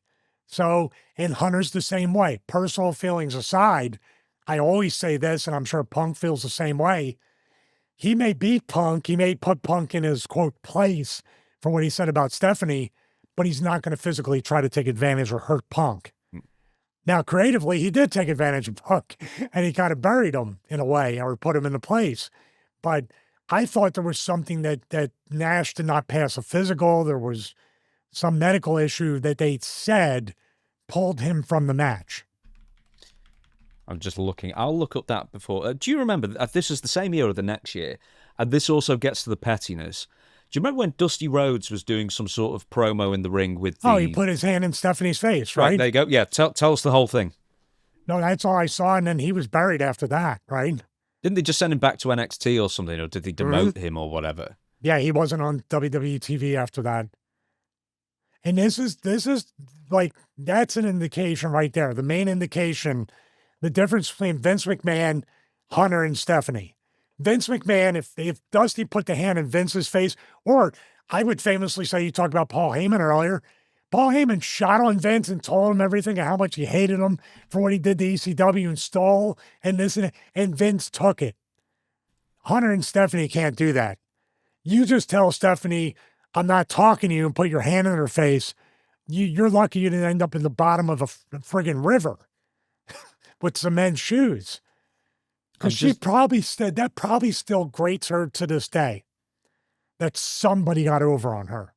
Well, that's the thing. Nobody ever really got over on Stephanie in that second run. Especially boring commercials. Commercials? Especially boring commercials can't get over on Stephanie. Oh, yeah. No, it's not boring commercials. It's boring shows. Oh, yeah. No, it's the boring commercials during the shows. I'm sorry. I'm just looking at, you did, it was right that apparently he was medically out there. But do you think that was just a storyline to get Kevin Nash out and Triple H in? Well, now with what Kevin said, it sure looks that way, right? Because Kevin would have said, Well, I was out anyway because of the medical thing. And then Hunter was like, I'm stepping in and I'm going to teach him a lesson. Hunter literally said to Kevin, is this the quote? MF, mother lover, whatever, you're out, I'm in, I'm going to teach him a lesson. Is that pretty much what was said? Yeah, if you want me to okay, basically click rules, you want to pull them out, measure them, here we go, suck on that. It wasn't in the script, it upset Triple H. Paul came back and basically said, you're not wrestling Punk, I'm beating that guy. He was that angry. I'm just looking at how many matches that Kevin Nash actually wrestled in 2011 for WWE. Do you know what? Just like a month beforehand as well, in 2011. Am I going a bit crazy? It was 2011, wasn't it? He didn't wrestle until November,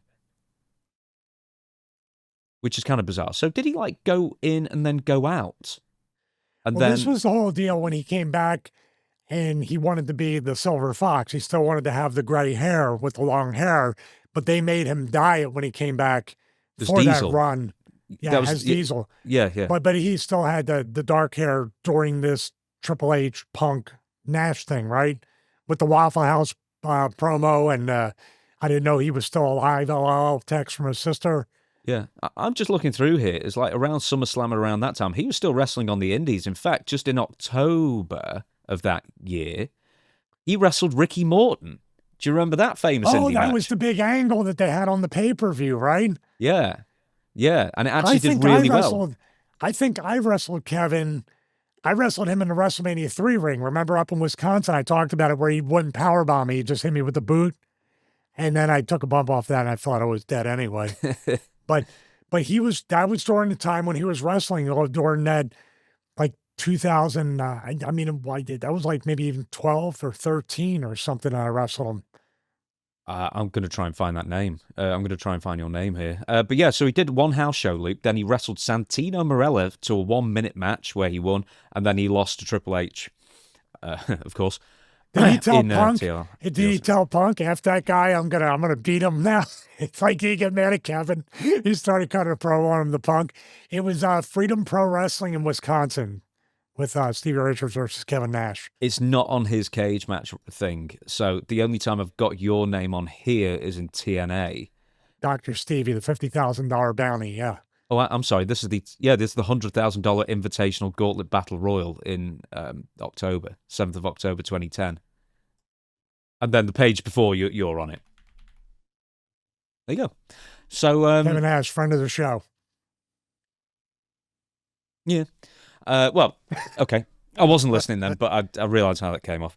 All right then. What can I say? StreamYard, man. I hate it. Right. We'll call it a day there, I think, because we are actually kind of getting to 3 hours. And I did want to... I did say to Stevie at the beginning, let's get it under 3 hours somehow. And we had to take out no less than 3 segments. Over 3 hours. You got to say we need to go over 3 hours, and then we'll go over 3 hours. Oh, goodness me. But I still have 2 solo videos that are coming up here on the channel as well. I'm going to try to get them done as soon as possible. We're going to have the green screen or the smart boards coming back. So there. Is it just going to be whatever tickles your fancy? No, the one went right with Javon Evans with the OG cutter. No. I mean the green screen or whatever else it is. Actually, it might be both. I might make both and then ask the fans for their opinion, which is the most dangerous question in the world. I think the green screen thing, do you know what it is? Is that I think if we do actually try and push for sponsors, we should kind of do it the picture-in-picture again, because then we can include the sponsor in it. I'm looking at the bottom line. We put the ad space, and we got some emails off that. Yeah, I'll do it. I'll do it here, and then I'll have Chris do the picture-in-picture, because if I stand up, man, it's like the 45 minutes of cardio effect. I start sweating, and South Philly Italian hands all over the place. It's a mess. Well, hopefully the show was not a mess. Hopefully it was nice and cohesive for you all, and you enjoyed it thoroughly. We are out on new days now, so this should be out on Thursday. I don't think Chris can do this in 24 hours. It's too much pressure for him anyway, especially with this length of show. So this is now going to be out on Thursdays at 2 p.m. Eastern, I believe. 7 p.m. UK time for me anyway. And that's pretty much it. And all there is to say is thank you for watching once again, and over to Stevie to thank everybody, including the Patreon supporters. Yeah, thank you everybody for watching here. The Stevie Richards Show on YouTube. We're about to hit 161,000 subscribers as I record this with my co-host James. Please subscribe, click the bell to get notified, comment. We still have that post up on YouTube with the questions. Actually, it's closed. I take it back. I'm sorry, James. There will be a round 2 of the questions. You said closed by Monday at midnight, remember? Oh, it did say that, but if anyone wants to post more, go nuts. Okay. But we've got so many James questions. Monaro's a liar. Click that. So there you go. Please leave a comment on there, a question. We'll try to get it. We have many questions and answers episodes coming up in 2026. Also, patreon.com/Stevie Richards. Check it out. Like I said, we watched the Gimmick Battle Royal, or James said earlier, from WrestleMania 17, where they cut the bottom off of the set. One of my favorite WrestleManias of all time, which we might follow it up next week with another Gimmick Battle Royal from 2007 on Raw. So that'll be on patreon.com/Stevie Richards. I want to thank everybody for watching this episode. Catch us next week for episode 85 of the Stevie Richards Show. I got to start working my arms multiple times a week now. He agrees. Thank you, James. Thank you.